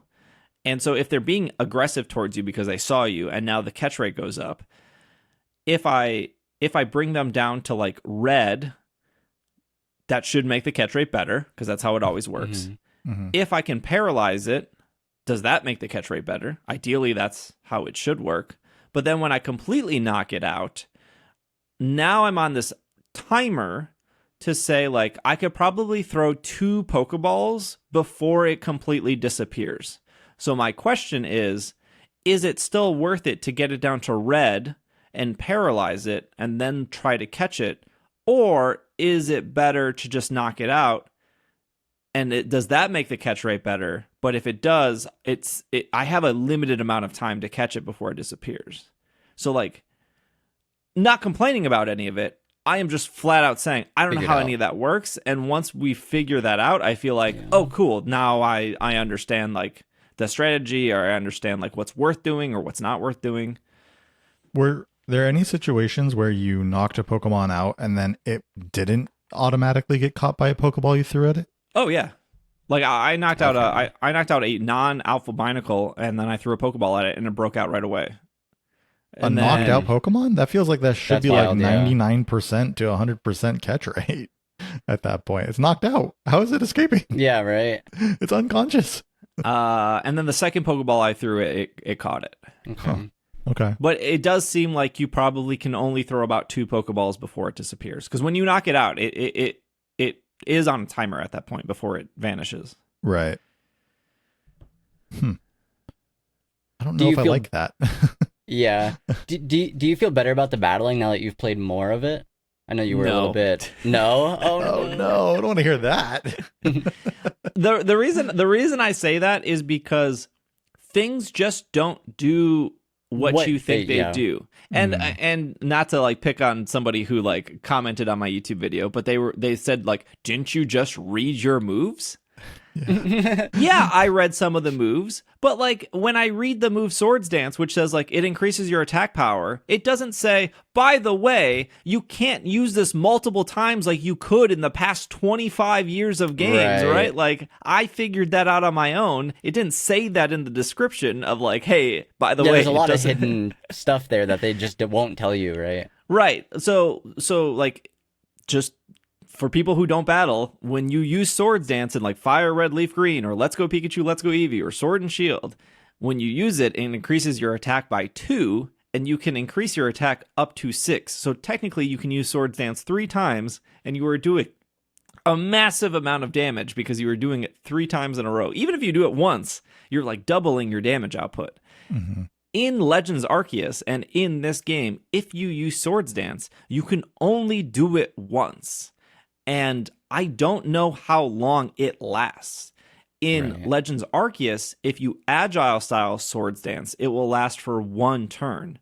And then if you regular Swords Dance, it will last for 2 turns. And I think if you Strong Style, it will last for 3.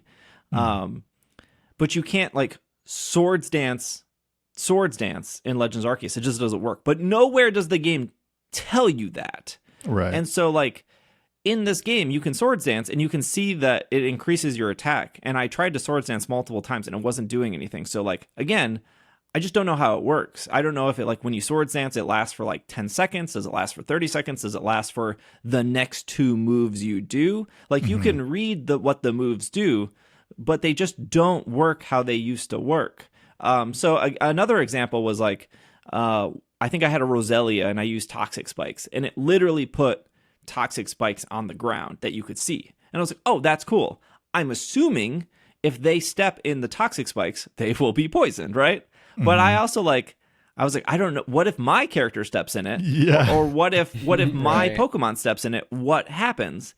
And I don't have an answer for that because when I laid down the Toxic Spikes and then I backed up to attack, I knocked out the Pokemon, the battle ended, and then everything disappeared. And I was like, oh, I guess I don't know. I guess I don't know. I guess I'll find out next time. But like the next Pokemon was using like fire or something, so I was like, well, I'm not gonna pull out my Roselia. I'm like, yeah. Also, I'm on a time limit. I'm gonna try something else. So a lot of the moves. So it's like, do you feel better about the battle system? And it's like, I think it's interesting, but it's really hard to adjust. And again, maybe this doesn't like, maybe some people don't care because like think of how many people go through a Pokemon game and they've never used like a light screen, they've never used a trick room, they've never used a Swords Dance, right? Sure. Like the first time I played a Pokemon game, my Blastoise knew Bubble Beam, Surf, Waterfall, and like Ice Beam, right? Like took you through the whole game, no problem. Charizard knew like Fire Spin, Fire Blast, Flamethrower, and like Slash, right? So. I think a lot of Pokemon players play that way. But like as somebody who plays competitive, like just remembering and how all of these moves interact, like even something with like abilities of like, okay, I'm using Grimmsnarl and I can't Thunder Wave this Chi-Yu because like Prankster doesn't work against Dark type Pokemon, and like you have to remember all of these little things. And to play a game and be like, well, I guess I'm throwing all of this information out the window. People in my position would be like, that's kind of like frustrating because like there's so much information that we've had to like retain over the years. Yeah. And then other people would be like, well, this sounds great because I never learned any of that anyway. Yeah. I did see a comment on your video where somebody was like, I'm actually excited to learn all this new stuff over again. I'm excited to like learn how these moves work, which I don't think that's how I feel, but I'm sure there are probably others that are like, oh, it's going to be cool to like learn a whole new system. But I don't know about me.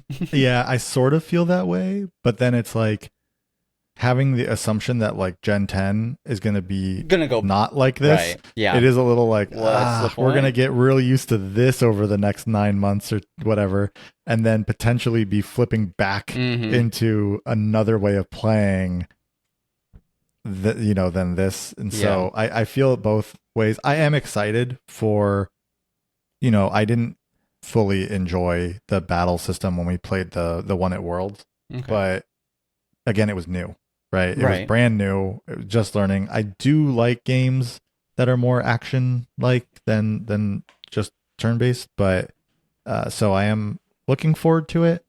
But I do totally feel that we've been gaining all this knowledge over Yeah. 20 years that we're going to change it all. And then like we know like Champions is turn based. So Yeah. it's like they're clearly sticking with that to some extent. So it's like we're changing all this, have to learn all this new stuff, and then potentially have to like flip it all back Yeah. next Well, yeah, because year. I recently went back to Arceus and I put something to sleep. I thought I put it to sleep, and then it attacks me in one shot to my spirit team. I'm like, what is this? I thought I was Oh, sleeping. yeah, 'cause drowsy Yeah, because it's the doesn't work the drowsy same. thing, and I was like, Yeah. oh, I forgot about that. I don't like that. Yeah, so I'm a little bit cautious about this new thing where it's like I'm expecting something and then something else happens. It's also just like, it's really weird to move your character to move a Pokemon. I don't like Yeah. that. Yeah. And It's going that- to take I some think- getting used to. I don't even think it's the moves that bother me that much, because like, okay, like it took me like 2 minutes of battling Victory Bell to like realize, okay, my Swords Dance, if I spam it, it's not actually doing anything, and it must be on some timer, and like I figured it out, right? But I still think moving your character to move a Pokemon feels awkward. And again, to all the reviewers that are like, anytime something is hard, they're always like, it's like the Dark Souls of Pokemon. It's like, nothing felt hard. Like what felt hard was just like the lack of information that you would normally learn, right? Like a lot of people go through a Pokemon game and they're like, oh, it's so easy. And it's like, it's for kids. And of course it's easy. And it's like, it's easy because you've been playing the series for 20 some years. I watched a grown 30-year-old struggle with a battle inside of Glimwood Tangle against an Impidimp. And it wasn't because his Pokemon were lower leveled. It wasn't because like he's never played a Pokemon game before. It was because he's never seen an Impidimp and he didn't know the typing was Dark Fairy. So he was just like, the Impidimp kind of like ran circles around him because he was like, I don't know what moves are super Not sure what effective to do. because I don't know what this is. This is the first time I've seen it. And I bring this up all the time. Like if you're going through like Sword and Shield, and throughout the entire game, you lose to a gym leader twice, does that mean like the game is hard? Like, would you say like, oh, well, I lost like once out of like the 60 some battles I did? Like, no, most people No. wouldn't say that's hard. Like just because like something tricks you, or like you weren't paying attention, or like you just didn't know, and now you Yeah. know. Like Pokemon is so information based. Once you get the information, you're just like, oh, okay, I get Yeah. it now. Because, like, you lose to Whitney, Miltank rollout, then you figure out, oh, that's what she does. I can plan ahead now, and because now that you've learned what goes on in that battle. Right. It was probably the first time you've seen rollout, and Yeah. that's what rollout. It gets stronger every turn, and like, I didn't know that she was going to use a Miltank. Now I can bring like a Machop or like an Onyx, because like Onyx would resist the rollout. Like, just because you lose to Whitney once doesn't mean like Heart Gold Soul Silver is suddenly the Dark Souls of Pokemon games, right? So like, so yeah, I mean, every single person played with the same team in Wild Zone, whatever, and our Pokemon were 10 levels under the alpha Right. Pokemon that existed. But I think that was intentional to make the alpha Pokemon seem scary. But I don't think the game was like intentionally hard. Like when I did the Battle Royale, there were, you had to get 5,000 points in order to move on to the next segment. And there was probably maybe 12 trainers. And once I realized that you could stack the like field research, which got you more points, I was like, oh, you could probably, if you were to like pick up all the field research and then battle a trainer, you could probably do like 5 trainers. But since I was only like doing 1 field research per trainer, I ended up like battling like 10, which is like okay, because I was like still figuring it out. But like in none of those battles did I ever feel like, oh no, I think I'm going to lose. Like it was pretty much like, oh, they sent out a fire, let me switch to my water. Oh, cool, they sent out a normal, let me switch to my Pokemon that has like fighting moves. It was very much just like, I know the information here. I know that like Fairy is weak to poison, and I have a Roselia that has like acid spray, so I'm just gonna switch to that. Let's clear up the questions that are definitely going to come in after that statement. If you didn't watch the video, you mentioned field research. There's field research in this game. Yeah. So how does that work?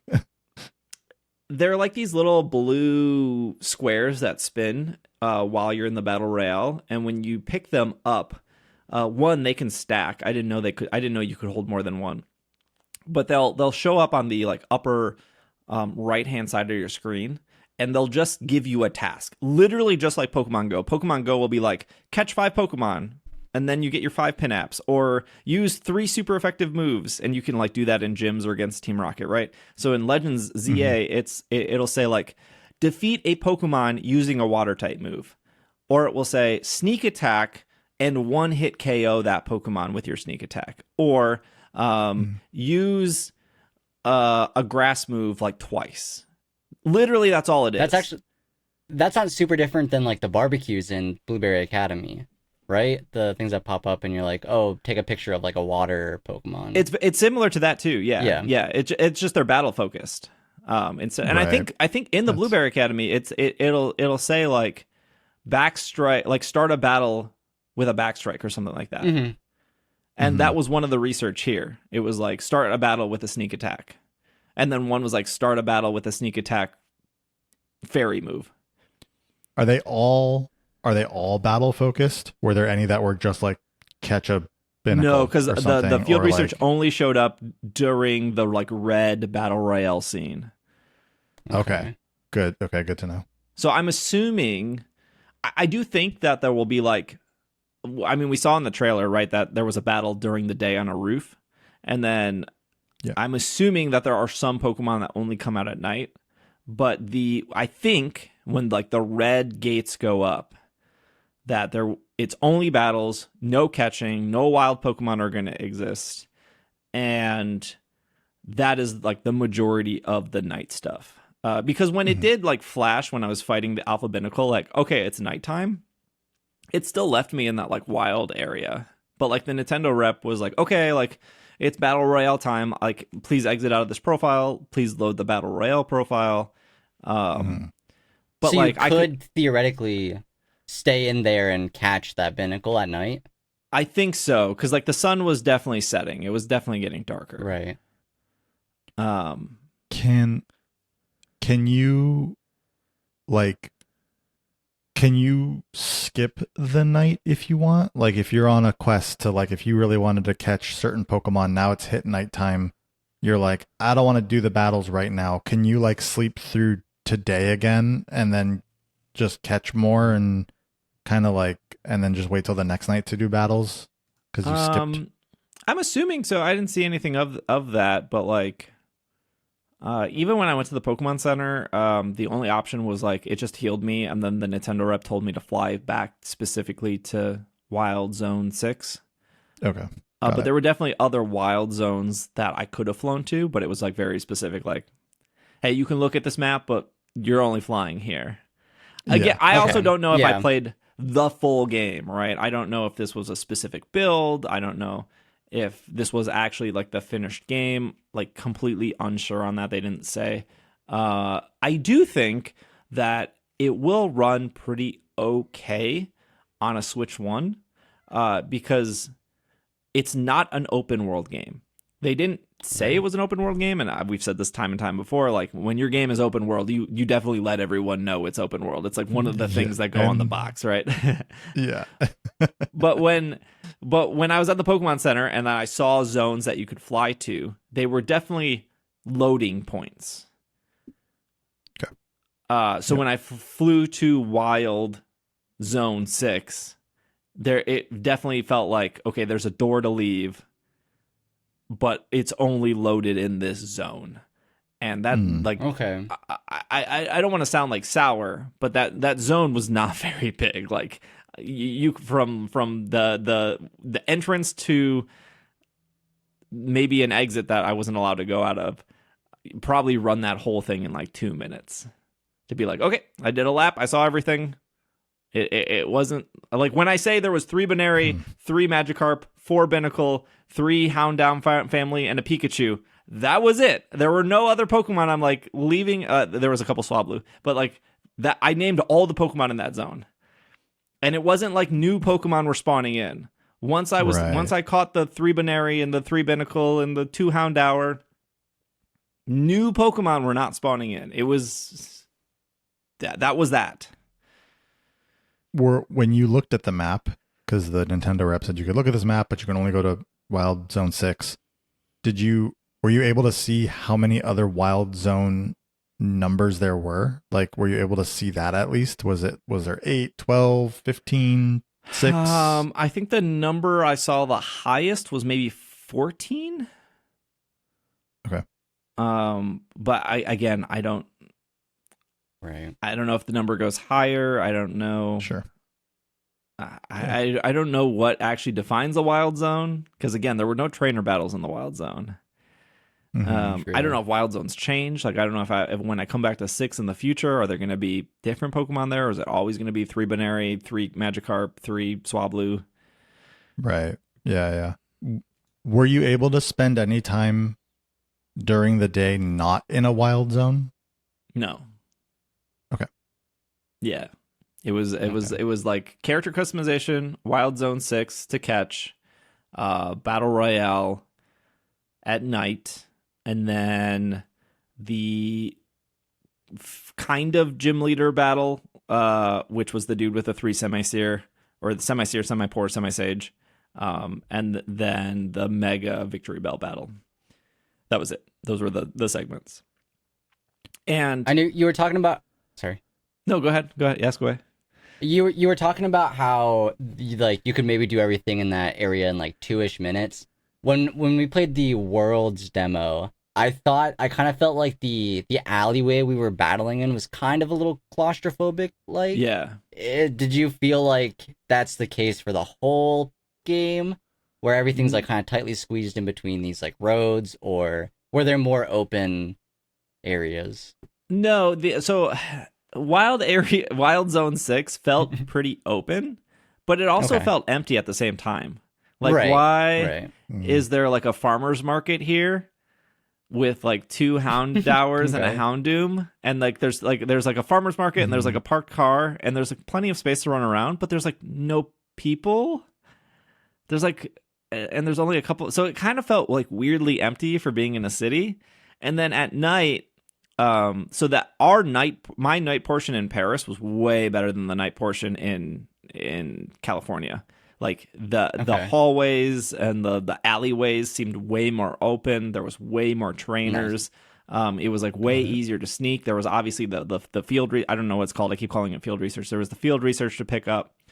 So that felt good. But on the flip side, there were no wild Pokemon. Right? There were no regular NPCs walking around. There were just trainers looking to battle you that you had to sneak around and stealth around to then fight them. And that felt very like linear. Like, okay, I'm starting here and I'm going through these alleyways, and then eventually near the end, I will have enough points and then I will get kicked out to fight the leader. And the leader was, I mean, you can see the footage of it on my YouTube, but the leader was like in like Larry, it almost felt like Larry's gym. And he just had the 3 Semi-Seers. And my only like takeaway from the leader, also like that battle was like super easy too. So that's why I'm like, I roll my eyes when people are like, this is such a hard Pokemon game. It was like, no, because like, again, we had similar levels to the leader, so it felt very fair versus being 10 levels under against all these alphas.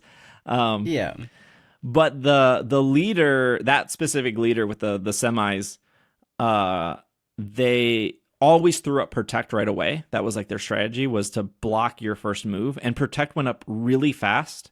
And again, this is just me saying, I don't really know how Protect works in this game. Like, I know how it works because you can read that it was like, it'll put up a shield and it'll block a move. But how much can I spam it? What is it actually blocking? Can you break it? Right.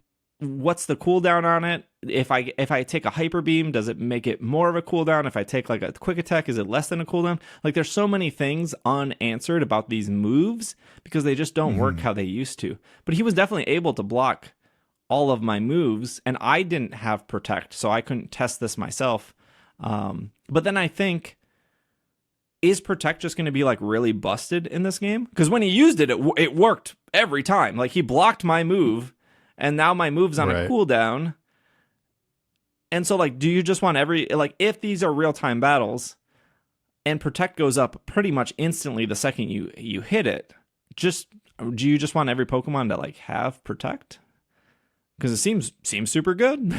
Yeah, right. But like, who's playing through like Ultra Sun, Ultra Moon, and just using protect on like a single battle? Like no one is going through Ultra Sun, Ultra Moon using protect because you just don't need protect in single battles. Maybe like against like somebody who's spamming hyper beam, like Norman in that's like the only situation I can think of where you like need protect is specifically against Norman and is like slacking. But otherwise, protect is such a double battle move. And yeah, so there's just like a lot of curiosity I have with the move stuff. I will say like I don't think it's like Dark Souls. The game that I would probably compare it the most to would probably be like Final Fantasy 14. And I'm very lightly. Whereas like Final Fantasy 14, you have like melee characters, and you have like long range characters, and you have like magic characters, you have casters, and you have healers, and all of their moves are on a cooldown. So if I'm going to cast like ley lines on like a black mage, that's going to set that up, and that's going to last like 60 seconds. And I can choose to stand in the ley lines, or if I'm out of the ley lines, it's not going to work.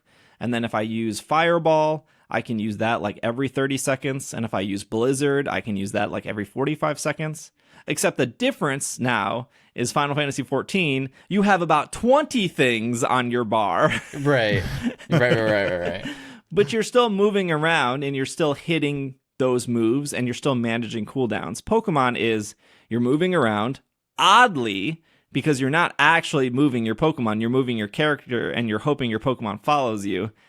And then you have 4 things on cooldown, instead of like 20 things on cooldown. So I would items and stuff on cooldown, like a potion? Yep, yeah. So if you go in and use a revive or use a hyper potion, those are all on cooldown as well. Okay. And when you switch a Pokemon, you are pretty much switching in to eat whatever move you're switching into. So just like in like a turn-based battle, though, like if you're going to switch against Larry, you know, you're probably going to take, you know, whatever you're switching into is probably going to take like a Brave Bird or a Close Combat or like whatever move that Larry hits at the time. So, but again, that doesn't matter if you understand type weakness. If they're gonna use Bubble Beam and you switch into Roselia, you're gonna take that just fine. But yeah, if you go in and use one Hyper Potion, all of your items are now on like cooldown for like 30 seconds. So you can't like use like 2 Hyper Potions in a row, or you can't revive and Hyper Potion. Like once you use one item, it kicks you back out of the menu, and then you see like a timer. Okay. Got it. And literally, I wish I could explain anything else, but everything in this game is like, it's just battles. Everything revolves around battles. Did you go into any buildings at all? No buildings. Aside from the Larry. Yeah, aside from the Larry gym that like it started us in the gym, so we didn't like walk into it. Yeah, so that's what I'm wondering is in the trailers, it really felt like you were walking into like the battle royale, which makes me wonder how much exploring you get to do outside of that. Yeah, where you can maybe there's NPCs, maybe that's when you're going into Pokemon Center or to like potentially a clothing shop, things like that. Like I do wonder how much of that exists in an area as well outside of actually going into the red gates or like into a wild zone and things like that. Wild zone would be like green gates. Green gates, yeah. So I do wonder how much exists outside of that, being in the same area as those, outside of the gates, though. Yeah. I mean, like, when I went into Wild Zone 6, I could have turned around and there was a way out. Sure. And then at a certain point on the other side of Wild Zone 6, which would have taken like 10 seconds to walk there, right? Like if you just ran past everything to get there was a way out. And I was talking to somebody else who was playing, and they were like, yeah, my Nintendo rep almost took my controller away because they thought I was going to go out the exit. Sure. So I'm assuming it just moves you to the next zone.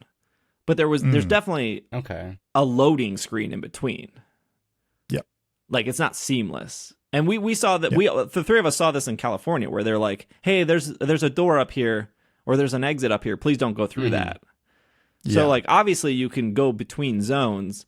But I don't know how that feels, or I don't know what that's looking like. And again, maybe Wild Zone 6 seems so stagnant because it was the only one I was like in, and I had like 10 minutes to be in here, and I was like, I kind of ran out of things to do. But it almost feels like closer to maybe like a route.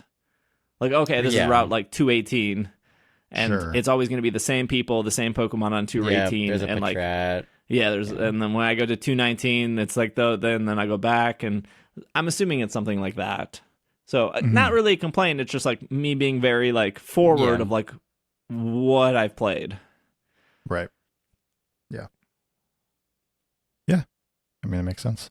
The one thing we haven't talked about yet, which I do want to hear a little bit about, is the Mega Victory Bell.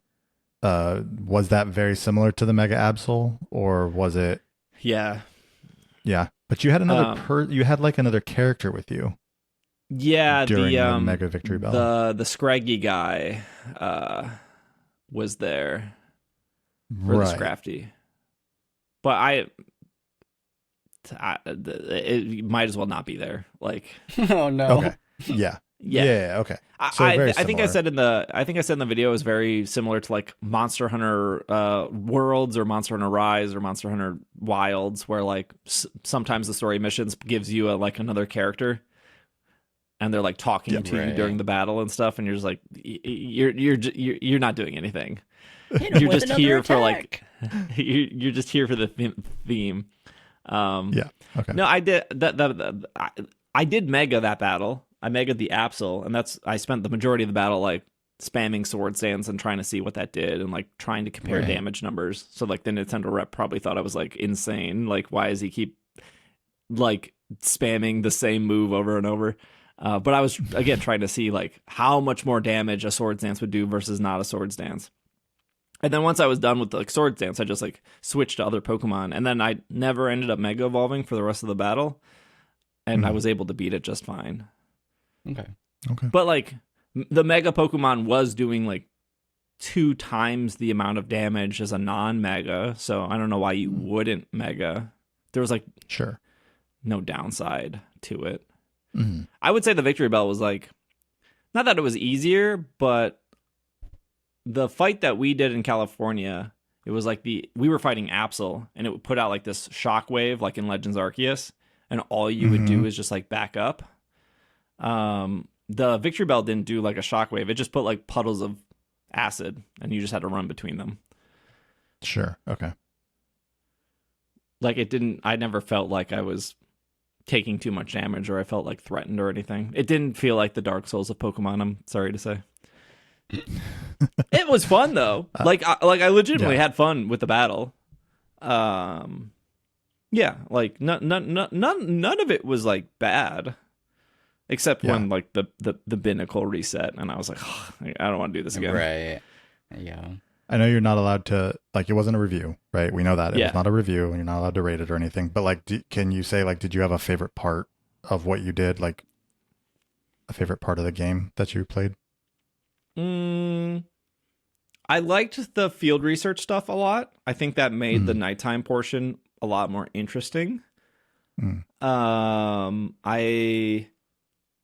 liked seeing some of the moves. Like I said this in the video, there was like a Swablu that used Mist against me. Yeah. And I was like, oh, I don't know what this does. And then all the Swablu died, so I was like, oh, okay, the mist is gone, and I didn't get a chance to play with it. But like seeing that stuff was cool. Like seeing toxic spikes on the ground was cool. Seeing like a mist cloud was cool. So all that stuff was like really cool and interesting. On the flip side, it did make me think like half the moves in the Pokedex won't even work in this game. Like how would Trick Room even work in this game? Right. Yeah. Yeah, I think like a lot of stuff like the mist and whatnot, I think that'll be a more exciting late game where you're fighting things that won't die right away. I think like when we get later on and you can like actually playing around toxic spikes and mist and like use that in battle, I think that'll be a lot of fun. Yeah, there was like a pile of sludge, and I was like trying to attack it or trying to like clear it, and the Nintendo rep was like, "Oh, try a water move," and then the water move cleared it, and there was just like an item behind it, and so that was like cool to see, and that was kind of exciting. Of like almost like this version's game of like cut. Right. And if there's other things in the world that like, oh, you need to use a fire type move to burn this, or you need to use like an ice type move to like freeze, like that thematically is like really cool. Yeah. Instead of being like, all right, I need to carry this Bidoof because I need like strength and I need cut and I need waterfall and I need surf. It's cool to be like, oh, cool. One of my Pokemon have a water type move and I can clear this, and then that's cool. And it seemed like any water type move cleared it. Because I think the first time I did like Whirlpool or something, and the second time I did like Surf, and yeah, I cleared it with both moves. That's a smart way. That's cool that they've decided to do it that way instead of like you said, instead of having like one specific move you have to have. Right. Yeah. I think I think if people don't like battling, they probably will not like this game. And that's I don't know how else to sugarcoat that. And I think if you like battling but you don't like action stuff, which I think is a fair amount of people, I think there's a reason why people like Bravely Default, Persona, older Final Fantasies, Pokemon, because like turn-based is a valid style. Heck, Expedition 33 is like going to probably be game of the year. Like turn-based is not out of style. Like it's not an old mechanic. It is a very valid way to play through a game, right? And people like turn-based. So if you don't like action-based games, you might also not like this. And I think that's understandable. I think why a lot of people did like Legends Arceus, it was because it was so not battle focused, and it was very much a completionist game of just like catching 20 Starlies or catching 10 Pseudo Widows or whatever. And it doesn't seem like any of that is in here. Like there was nothing that signified like, oh, you caught 3 Banary, like catch 2 more. Like nothing, even when I went through the Pokedex, nothing signified that they cared about you catching multiple Pokemon. So, again, I don't know how to sugarcoat that. If battling is your least favorite part of Pokemon, I don't know if this is for you. But again, I know a lot of battlers that like didn't like Legend Arceus because battling is their favorite part of Pokemon. But I also walked away from that. It is a new type of battle, so maybe they will like this one a little more. So that's my feeling, because I'm not a big battler. I don't like care battling too much. However, I do like action-based battling games. Yeah. So maybe I'll like this more. I still am a little bit worried about, because I didn't like that you are moving something else when you're moving. You almost have to like delay because if you're trying to dodge, you got to like delay your movement a little bit to make sure your Pokemon, or like I guess use it preemptively a little bit. Yeah, and that's a little worrisome, because I feel like it would be so much cooler if you were just moving your Pokemon and battling that way, rather than moving yourself in and then moving your Pokemon with it. But yeah, I mean, I am one of those people. I don't really love battles. I am still looking forward to this game, and because it's a new battle system, it does make me not feel exactly the same way. I'm not worried because, oh no, it's a bunch of battles. But I'm definitely in the camp of, I loved Legends Arceus because it was not battle focused. So we'll see. We'll see. Yeah, and I think the only correlation between those two games is I do hate when people are like, well, the Legend games are just trying something new. Like literally every Pokemon game is trying something new constantly. That's not an exclusive thing to like the Legends games. But like I think the only correlation between the two games, and again, I only played ZA for an hour, is they were definitely not afraid to pretty much cut all of the battles from ZA from Legends Arceus. And in this game, it feels like they just moved the slider to the other end, and they're like, we want this game to be all battles. Sure.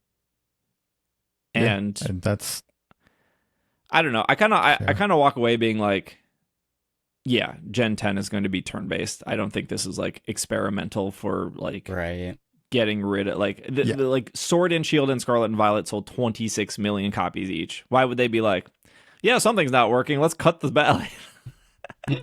Yeah. I will say, just going back to your Legends comment, you're right.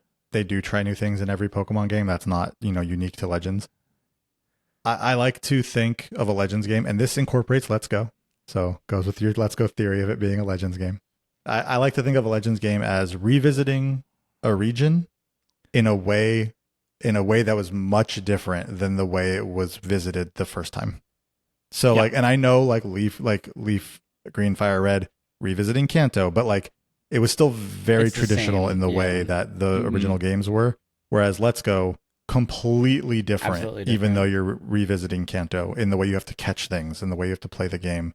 Same with Legends Arceus revisiting Sinnoh, and then this revisiting, Lumiose City specifically, but revisiting Kalos in a completely different way.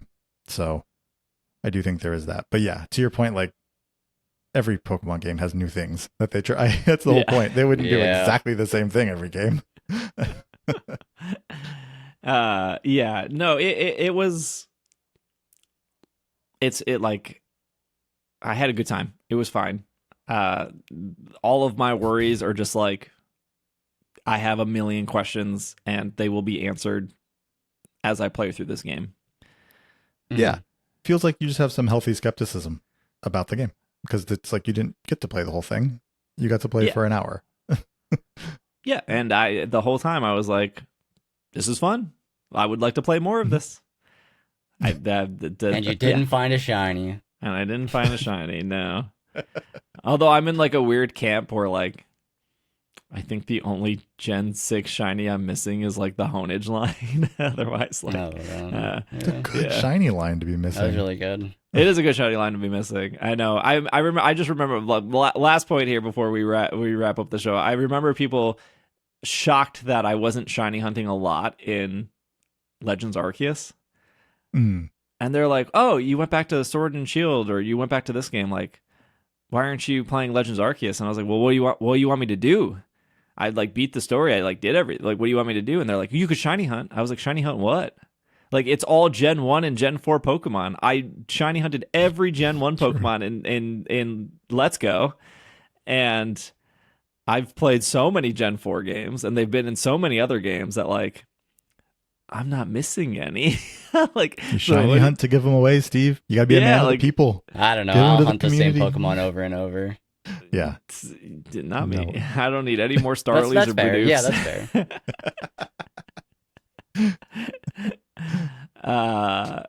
Yeah. I mean, like, there's also this like weird thing where people said that like Legends Arceus was like the best Pokemon game ever, and I don't know. I just don't subscribe to that. I just yes, like, it was. Just kidding. I'm kidding. Like, it's just missing so many other features that Pokemon games have, and it has like a definite ending, and it's like really tiny.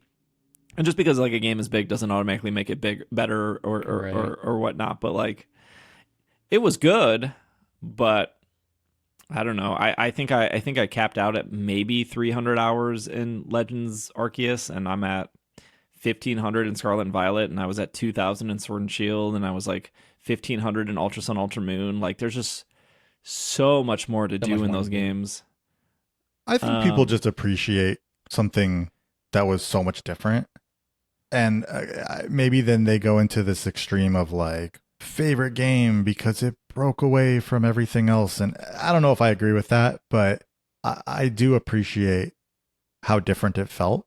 That's not to say like I still think Ultra Sun, Ultra Moon is like is my like favorite Pokemon game, but you know, it definitely broke away and it was very noticeable for that reason. So, you know, and people like to go extreme with they like to be hyperbolic with their opinions sometimes. It was nice to play a mainline Pokemon game with like a different experience. So yeah. I just don't know if I walk away from ZA being like, yep, this is the best Pokemon game ever made. Yeah, sure. Yeah. Like it seems cool, it seems neat, but like I remember when like Brilliant Diamond Shining Pearl came out and people were over the moon excited for it, and that was before we knew what the disaster Ilka made was. But like I just thought the entire time there's no way that this game could be better than Sword and Shield. And I don't think it was.